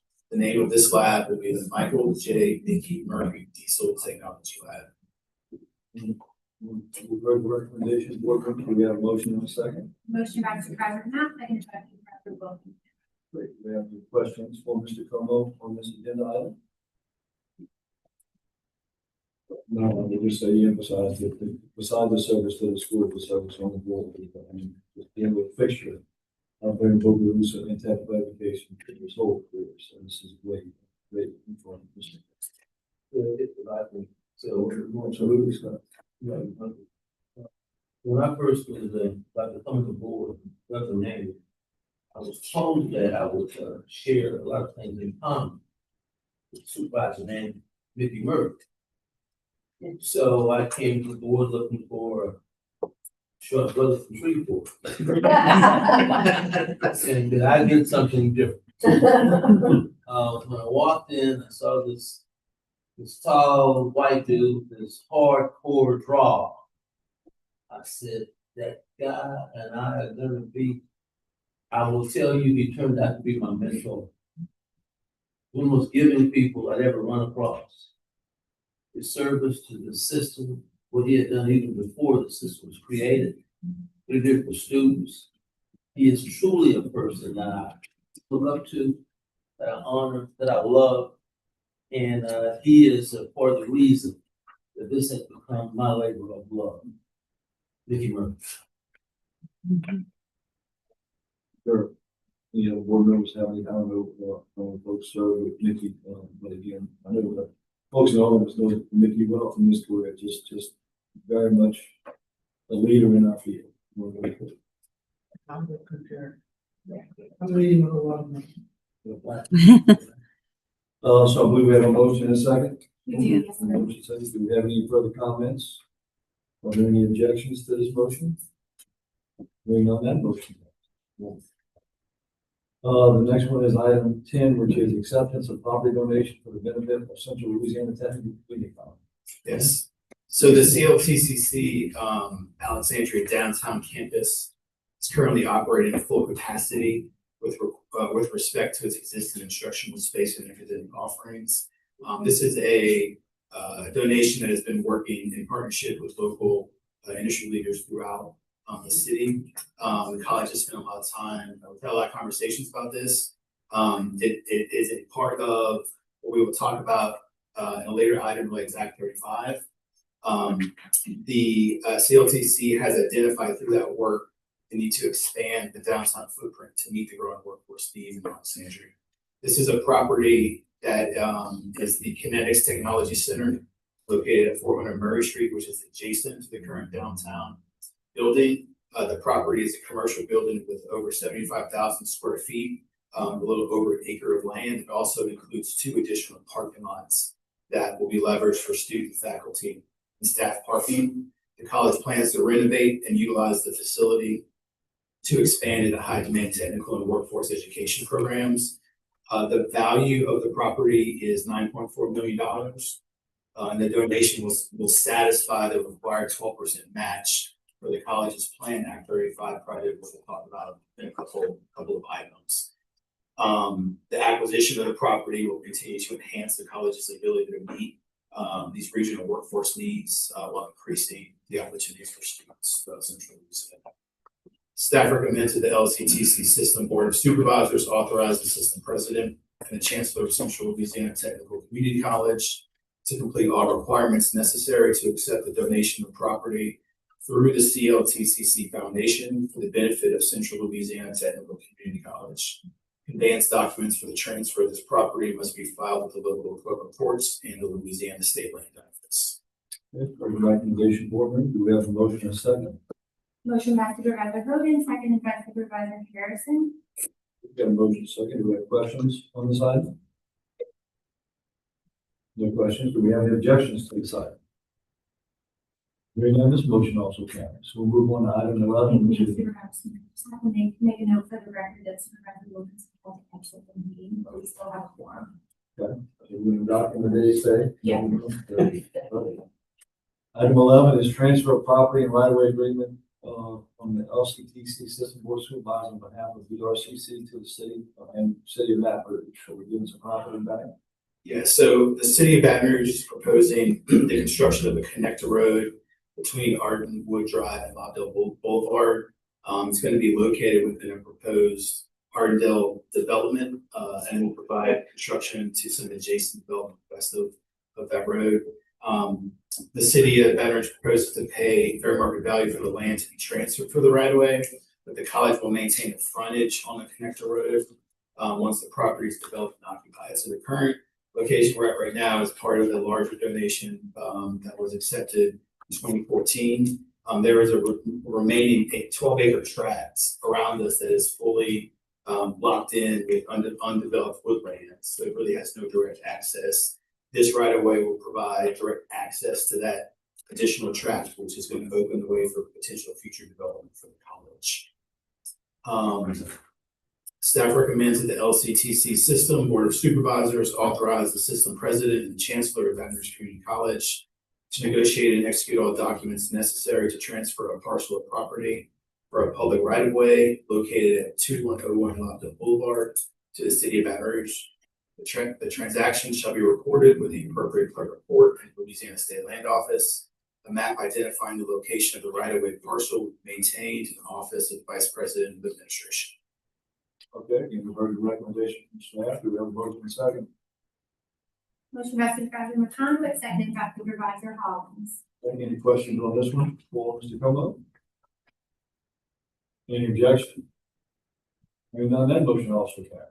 We'll move on to item 12, which is the CEA between the LCTC and the Board of Supervisors on behalf of South Louisiana Community College and the H&D Young Foundation down in Morgan City. Yes, so the SOLA-CC commercial diving program is one of the only two public commercial diving training programs in the United States. To ensure the program remains responsive to evolving needs, SOLA-CC has worked really hard to develop a strategic framework to transform and expand that program. If you recall, the expansion of this program is one of our phase 1 at 35 projects that was approved by the board.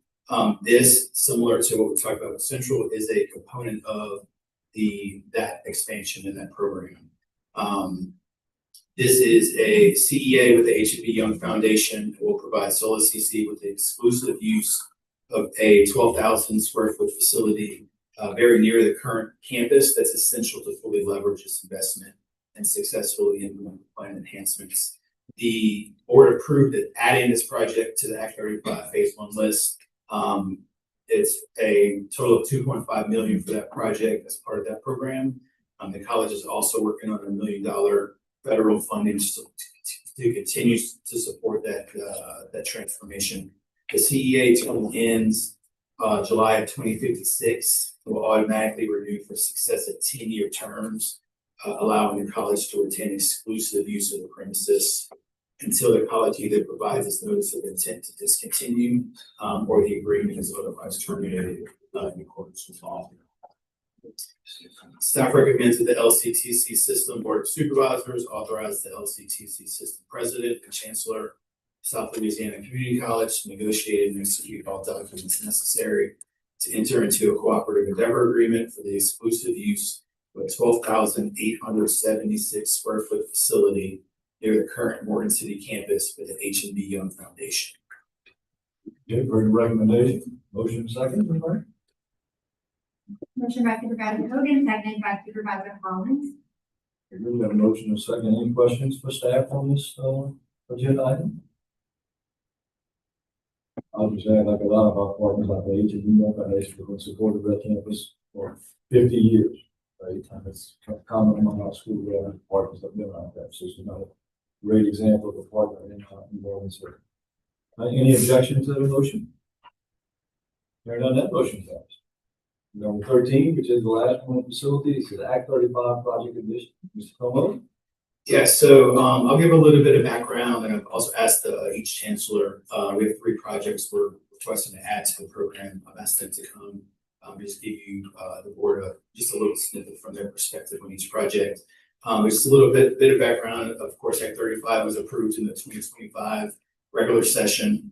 At the June meeting, the board approved our initial phase one project list for F-35. Those projects were subsequently approved by the State Bond Commission, and they are currently moving forward through the initial bond issuance, which that bond sale should schedule to close at the end of this month. So in that phase one total, there's $112 million of bond proceeds for those 6 projects.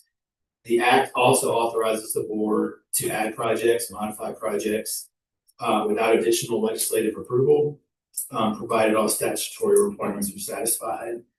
We've been working pretty closely with these 3 colleges on these 3 projects to determine, one, do they meet statutory requirements? They do. Are they workforce aligned? They are. And we're now in the process of developing the initial programs, budgets, and scopes for these projects. So at this point, trying to get ahead of the game. These are not included in the first phase bond sale. So these will be in a future phase. With that time will be determined over the course of the next few months. But this is sort of the next check to get these projects included so they have the ability to be funded. So there's 3 projects, one of which is the Central Louisiana Technical Community College Alexandria campus, which is downtown Alexandria, as well as the MacArthur Boulevard campus. And I'll let Dr. Bull talk about that a little bit. River Parishes Community College Gonzalez campus. This is an interesting project and builds upon a lot of what we've talked about today. It's a state-of-the-art educational community hub integrating early college option programming, workforce education, as well as a partnership with the YMCA. Chancellor Taylor will talk about that in a second as well. And finally, Soil Technical Community College, the Gulf Coast Institute for Energy Exploration and Production, which is a effort to construct a facility to respond to one of the most significant industrial investments in LNG, petrochemicals, hydrogen production, and a number of other areas. So I'll ask the chancellors to come to the table and speak about this real quick, and then we'll follow up with the item. Chancellors? If you did microphone, you know.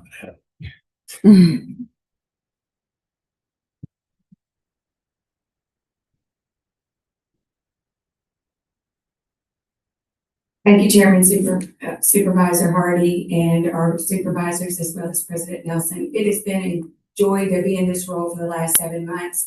I did not realize the capacity needs were going to be so strained because of the amazing work that this system is doing, but it has never been a better time to be in community and technical education in Louisiana. It is a privilege, but this opportunity through Act 35 allow us to expand our footprint. We have several facilities that are in dire repair. As you probably are aware, I think our Falls campus, Fort H. Nash, is the oldest in the fleet, and it is slated to have a new campus. The match through our Building Kinetic donation will give us the funding to support that new campus in Falls Parish, as well as an opportunity to renovate our donation and know that we can turn it into a state-of-the-art building facility that is adjacent to our current campus. It would allow us, since we've been accredited by COC, to start expanding programs in our current footprint. We have no way to grow. And of course, right now we're looking at a lot of short-term credentials like IBCs that take less than 12 weeks.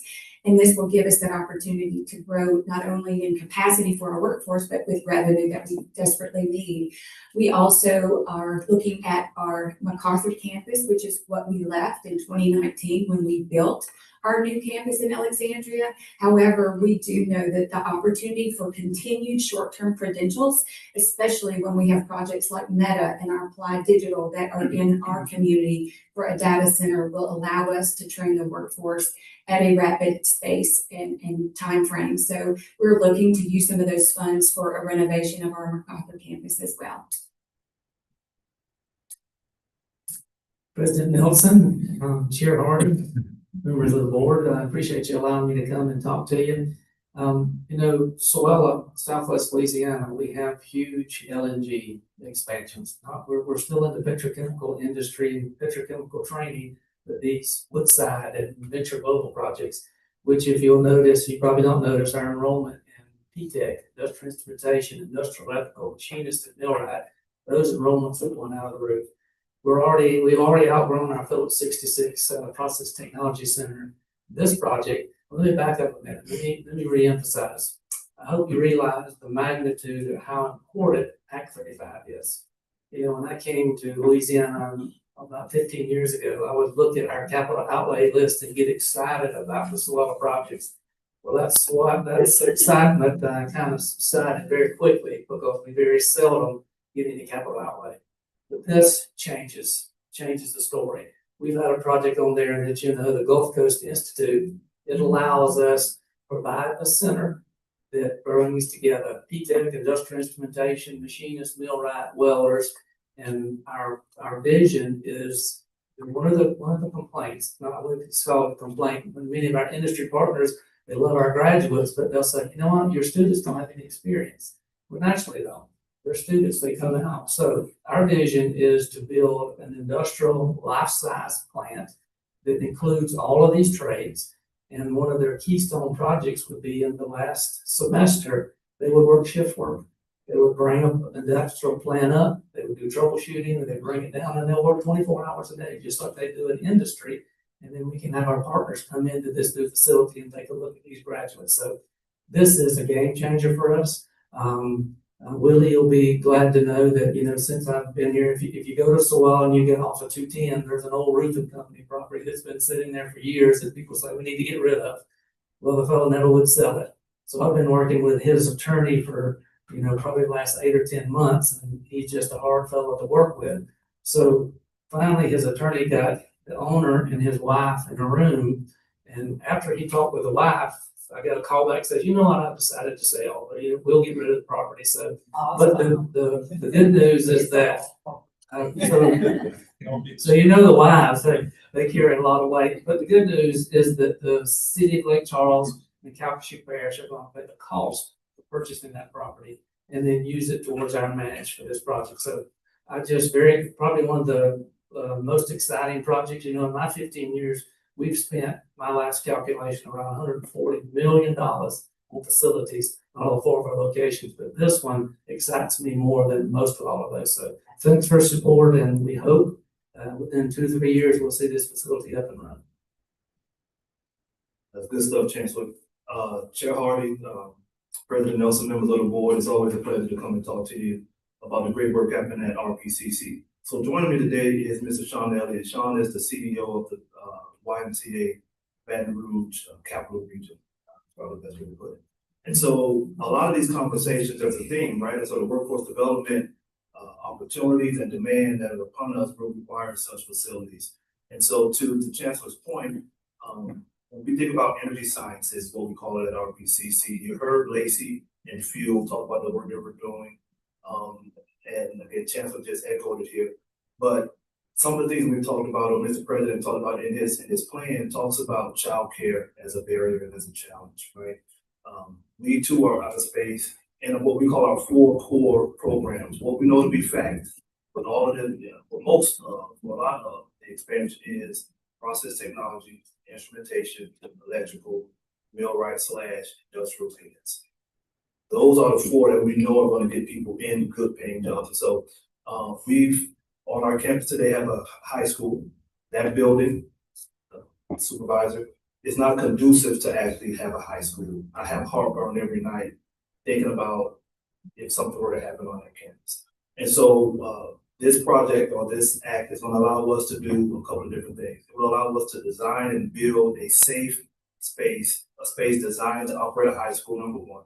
It will allow us to add additional classroom and lab space for our energy science program, number 2. And number 3, what I'm really excited about, and I'll hand it over to Sean here in a second, is the idea that we could partner and have a full-fledged, full-service YMCA on our campus that will provide child watch, that will provide access to food services that we don't have today, that will provide wellness, health and wellness for our students and our faculty and staff. And the goal is for that campus to be a community hub. And so with that, we've been having conversations now with the YMCA for maybe 5-6 months or so, and we're making real progress towards that. And so I'll let Sean speak on behalf of the Y and give his feedback. Thanks, Quentin. I don't know if I'll be able to say it any better than Quentin just did, but thank you, Mr. Chairman. Thank you, board members, for allowing me to be here today. I want to say a couple of things about this vision. This is a model that exists across the country. There's probably 12 YMCA college campus, community colleges that have YMCA's on their campus. And there's probably another dozen in development. So the reason why they keep growing in popularity is pretty simple. It's collective impact at its finest. It is 1 + 1 = 3. It is a collective impact grand slam. It is education, workforce development, community development, and youth development, especially with having childcare services on campus for students, for faculty, and it is also open to the community. So we couldn't be more excited and more honored as a YMCA to continue to have this conversation. One of these models does not exist in the state of Louisiana, so this would be the first. And I think the last thing I would say is, we're looking at this not just as a project, we're looking at this as a potential statewide solution.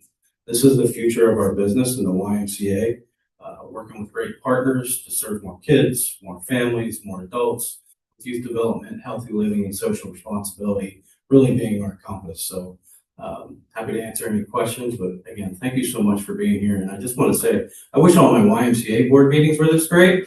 So thanks for letting me experience it. I don't think in 25 years in the board meeting is cool. So thank you for having me today. Chair Hardy was a vice chair. So thank you for your comments, everybody. So have we heard the recommendation?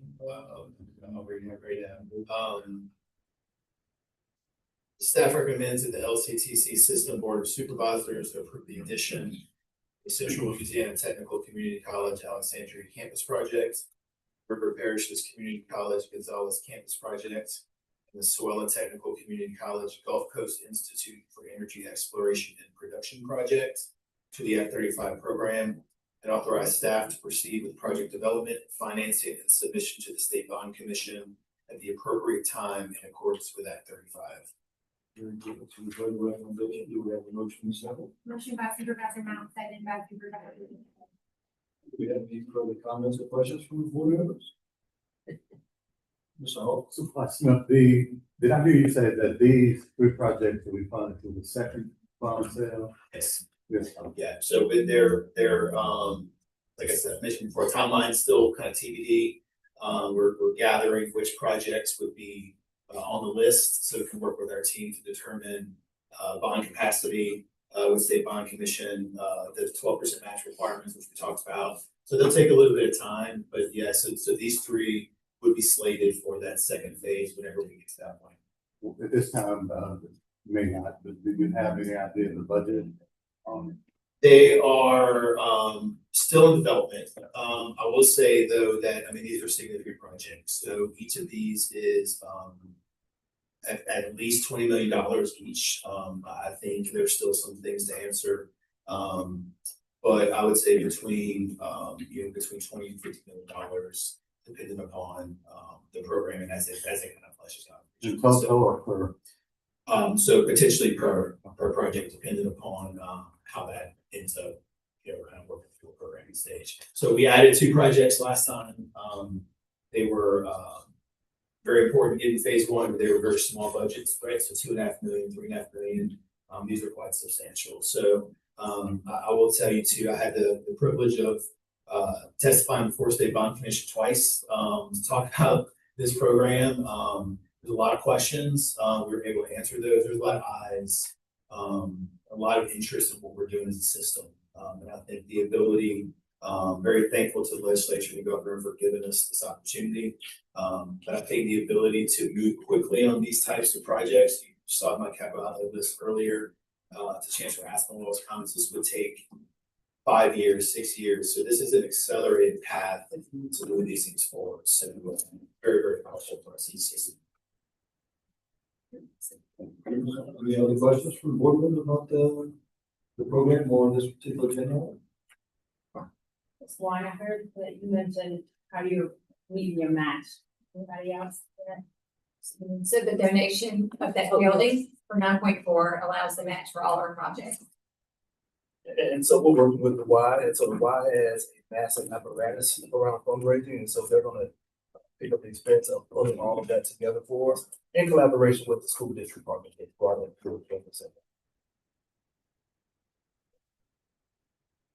Further questions? Okay, so we got a motion and a second. Do we have any objections to the motion? Hearing none, then motion carries. Thank you, everybody.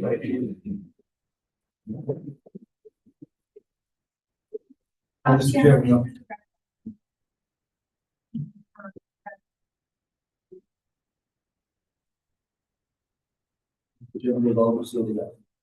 Thank you so much, at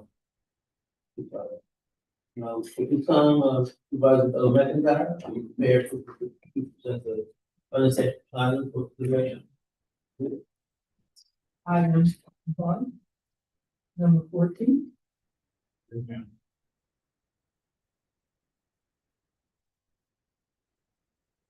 Leave it to Toby to sabotage me by turning the mic off. Good morning, Mr. Chairman, Mr. President, members of the board. Before you have the operating budget for the LCTC entities for fiscal year 27. State law requires that higher education management boards approve the operating budgets for their colleges and universities. After the board approval, the budgets are submitted to the Board of Regents, the Division of Administration, the legislature, and other agencies, and are used to develop the governor's executive budget for fiscal year 27 and 28. The budget allocations are submitted for action today. Formal college operating budgets will be submitted at the October meeting.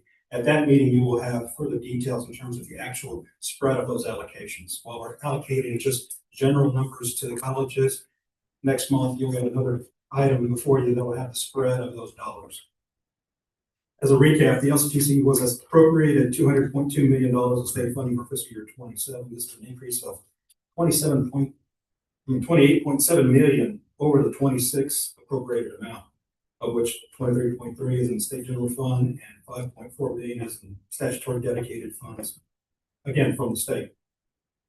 As such, staff recommends that the LCTC System Board of Supervisors approve the fiscal year 26-27 operating budget allocations of the LCTC system colleges and board office. You've heard the recommendation before us. Is there a motion and a second? Motion by Supervisor Mount, second by Supervisor Leday. Is there any discussion on the motion? Any objection to the motion? The motion carried. Ready for number 15, professional services contract between the LCT System Board of Supervisors and Solutions Company LCC. LLC. Yes, good morning. Good morning. Chair Hardy, Nelson, members of the board. The agenda item in front of you for approval is regarding the Evolution support for banner customizations. Banner is our ERP that enables us to run campus operations for student information services, finance, and HR. The customizations includes such things as operating a consolidated payroll function and single W-2 reporting for employees and a common student admissions application. This is an annual need, and I'll go ahead and read the recommendation. Staff recommends that the LCTC System Board of Supervisors authorize the system president to execute a contract between the LCTC System Board of Supervisors and Evolution Company LLC for maintenance services effective October 1st, 2026 through September 30th, 2027. This contract is subject to the approval of the Office of State. We've heard the recommendation before us. Is there a motion and a second? Motion by Supervisor Hogan, seconded by Supervisor Hollins. Is there any discussion on the motion? Chair, I have just a couple of questions. So again, this evolution support for banner across basically all of our schools. And this is for the modifications that we made to banner. Or these modifications, people do those types of things. So these are specific software modifications. Is there another contract evolution for general support services that's independent of this arrangement? Yeah, so we also pay for Evolution, which we're not going to talk about that today. We're going to talk about Oracle, which is the next thing to talk about, which is a data thing. So there are multiple components of an ERP, but this is just the modifications to the ERP. Today's contract with 1 year for $200,000 for modification, but there's another financial enablement resolution for, I'm not sure if I'm using the right term, but yes, daily operational maintenance of the system. Am I saying that correctly or am I saying that incorrectly? No, so there's the ERP system, the software system as a whole, the ecosystem of products for, HR, the student information system, the finance. There's that licensing if you will, we pay for. Then there's the modifications that we. Okay, and then there's another agenda item for Oracle. Oracle is the data. How does that relate to the whole system? So I'm not an IT person, so I'm asking that. Right. So great question. So the database is the mechanism that stores all of the data and allows us to report on the data in what's called a relational database. But what that means is you can just report on it. In other words, if Todd Kruger signs up for 5 classes, he can show up 5 times so that Todd Kruger did 5 times. It's a relational database. So that database is the ecosystem that allows us to report on things. It's also, well, I won't get into some of the nuance stuff, but suffice it to say the different components that are required for the ERP to function. And the modifications are things that have been determined that are needed for here, and the database we'll talk about next, what stores the data. Without the data, the ERP doesn't work out. That is your question. Or a person has now had a person. Perfect. I'm sure to write up another conversation. That's it. Thank you. Any other questions, comments on the motion? Are there any objections to the motion? Hearing none, motion carries. Now we're on number 16. Okay, we're ready. The agenda item in front of you for approval is for Oracle software support and maintenance. Oracle is the underlying database which stores all the HR, finance, and student data on the Banner ERP system. This mission-critical database is needed annually for Banner to function. 4 vendors provided quotes. Oracle was the lowest bidder. I'll go ahead and read the recommendation.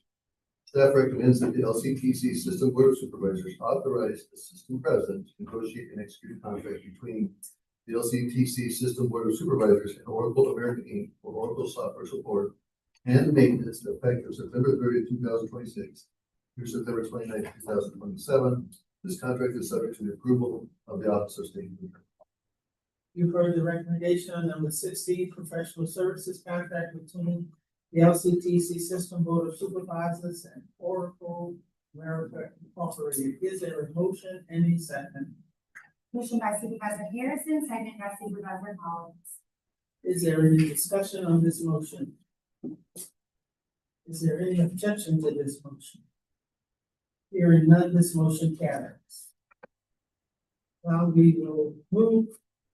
See this coming up, number 17. Back again. And this one is for professional service contract between the LCTC System Board of Supervisors and Del Dunbar LL. That's correct. So I'm here before you seeking approval of a contract engagement with folks Dunbar for the continuation of their representation of the system on a couple of items. Their existing contract expired at the end of June. And this is just simply a new contract for their continued representation, not to exceed the dollar amount you see there. So I'll go ahead and read the recommendation. Staff recommends that the LCTC System Board of Supervisors approves a legal services contract with Phelps Dunbar LLP beginning July 1, 2026 to June 30, 2027 for a total of $70,000. This contract is subject to the approval of the Office of Attorney General, the Office of General Counsel, and the Office of State Procurement. You've heard the recommendation on item number 17. Is there a motion and a second? Motion by Supervisor Mount, second by Supervisor Cody. There is any discussion on this motion? Is there any objection to this motion? Hearing none, the motion carries. Mr. Chair, getting through action from the finance committee. Thank you very much. So you are still up. Supervisor Mount. After Supervisor Mount, are you prepared to do the governor's action item consideration by the board? Yes, I am. Item 18 is 2027 LCTC System Board of Supervisors meeting schedule. So we need to approve the meeting schedule for next year. Typically, it's the second Wednesday of the month. I think there's a few scheduling conflicts with conferences and such that we incorporated into that schedule. Early recommendation, staff recommends the LCTC System Board of Supervisors approve the 2027 board meeting schedule as presented. Meetings are scheduled the second Wednesday of every month unless adjusted for a scheduling conflict. No regular meetings held in January, July, September, November. Meeting dates designated in May, March and May will be confirmed during February and April or as soon as possible. Any questions? Chairman, any motion? Second, Motion by Supervisor McConaughey, seconded by Supervisor Butler. is there any objection to the motion? Hearing none, that motion passes. Item 19, location change of LCTC System Board of Supervisors meeting. So we are still waiting for our original meeting place on PRCC's campus, which I was, I guess, introduced in and then never returned. So we're still waiting for it to be finished. Hopefully it'll be finished by October, but we don't know, so we wanted to get it put in advance that we're coming back to this location, just in case it's not ready. So recommendation is staff recommends the LCTC System Board of Supervisors approve the location change.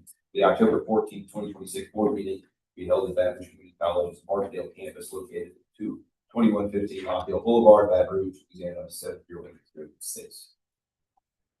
Chairman, any motion? Motion by Supervisor Day, seconded by Any Supervisor. objection to the motion? Hearing none, that motion passes. Thank you. That's all for governance. Thank you. Who's going to vote in tonight? New personnel.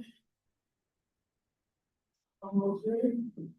Well, number 20, revisions to LCTC system policy number 6.010, unclassified staff performance evaluation. Yes, so this policy was brought for review and advisement at the last meeting. This is a change that shifts from a one-size-fits-all model for colleges and system. Provide a high-level framework, performance management, performance evaluation is not going away. But this allows the colleges to tailor it to suit their needs a little bit more better than the previous policy did. The staff recommends that the LCTC System Board of Supervisors approve the attached revisions to LCTC System Policy number 6.010, unclassified staff performance evaluation. You've heard the recommendation. Is there a motion and a second? Motion by Supervisor Mao, seconded by Supervisor Smith. Is there any discussion on this motion? Any objection to the motion? Hearing none, the motion passes. We're now at number 21, new LCTC system policy number 6.045, dual employment within the Louisiana Community and Technical Colleges. Yes, again, this was brought for review and advisement last meeting. This is a new policy that requires employees to notify their primary college within the system that they've accepted a secondary position with another LCTC system institution. It's intended to eliminate ongoing confusion. If you have an employee working at a college and maybe it ensures the secondary college also is aware that the employee they're hiring has another role. So it just kind of clarifies it and puts some structure around this process. Staff recommends that the LCTC System Board of Supervisors approve the new LCTC System Policy number 6.045, dual employment within the Louisiana Community and Technical Colleges. You've heard the recommendation. Motion by Supervisor Collins, seconded by Supervisor Day. Is there any discussion of the motion? Seeing here none, we have the objection, here is none, this motion carries. Number 22, retirement of LCTC system policy number 6.502, faculty performance evaluation.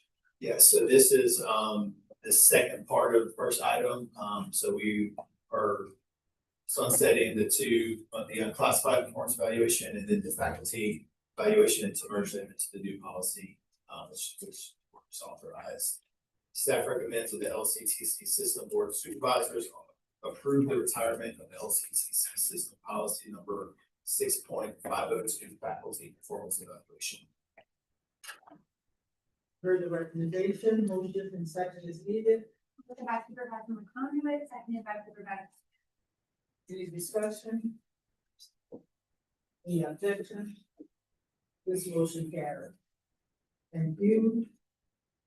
The chair would like to request a motion to enter into executive session to discuss items J23 and J24. Okay, motion by Supervisor Smith, second by Supervisor Hall.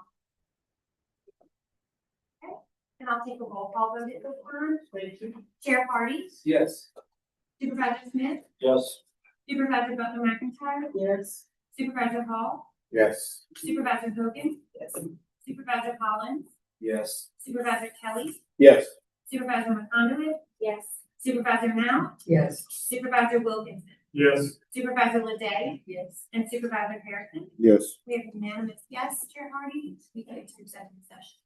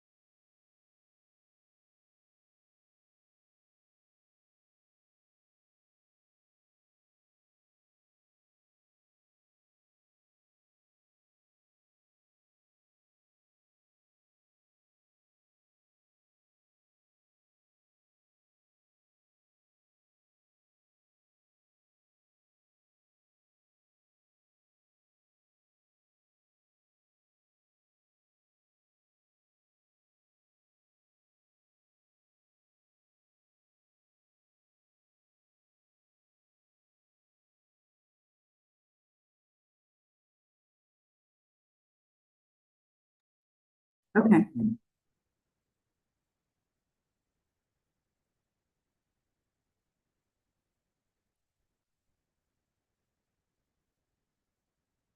Okay, before present. At this time, I, will reconvene the meeting and say that no votes were taken and no consensus was reached during the executive session. I need, the school to reestablish the quorum. Yes, sir, I'd be happy to do so. Chair Hardy. Yes, here. Present. Supervisor Smith. Here. Present. Supervisor Butler McIntyre. Here. Present. Supervisor Hall. Here. Present. Supervisor Hogan. Here. Present. Supervisor Hollins. Present. Present. Supervisor Kelly. Present. Present. Supervisor McConaughey. Here. Present. Supervisor Mount. Here. Supervisor Wilkinson. Here. Present. Supervisor Leday. Here. Present. And Supervisor Harrison. Here. Present. We have to establish the quorum here. Thank you. We are reconvening the quorum. Again, no votes taken and no consensus reached during the executive session. Turn it back over to Supervisor Butler McIntyre. There's no action item for consideration by the board. Number 23, giving in potential litigation of settlement authority. This was for board information, no action is required.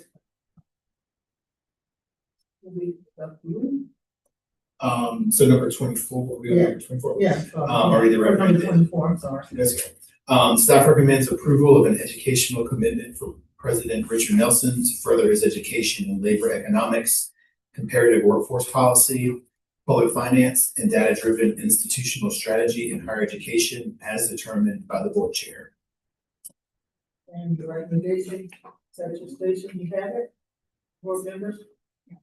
Motion by Supervisor Hollins, seconded by Supervisor Hall. We have the motion, you have the second. Is there any discussion? Any objection? That motion has not passed. Thank you. Thank you. That concludes. Thank you, Supervisor Butler McIntyre. This time I, reference the updates and encourage board members to review the information provided. And, we'd ask if there was any, public comment. No, sir, no public comment. Okay, so is there any additional business to come before the board? I'm sorry. I know Willie's not here, but you know, he lost nine cases for you. Which is Oh, terrible. And it's I'm ironic so that glad. he has place. I should mention that, thank you. Great point from VRCC, Mr. We've got to do something, I think, even more special at our next meeting. But it's just being in this building today reminds me so much of him, and I saw his struggles near the end, and it was tough to see. Yeah. He loved this institution, he loved what was built here. So, thank you so much. I was very remiss in not bringing that up myself. So again, is there any additional business to come before the board? I'd like to make the following announcements. The annual mandatory LCTC board training scheduled for 2026 was sent out to all board members via email. Third set of trainings is due on September 11th. Please see Ms. Poole for 11 and up. You can meet in the city. Also, the LCTC annual conference will take place from September 22nd to 25th at the Hyatt Meetings in New Orleans. An email with all the details was sent out. Please make sure to RSVP for any conference events to Ms. Poole by the end of this week.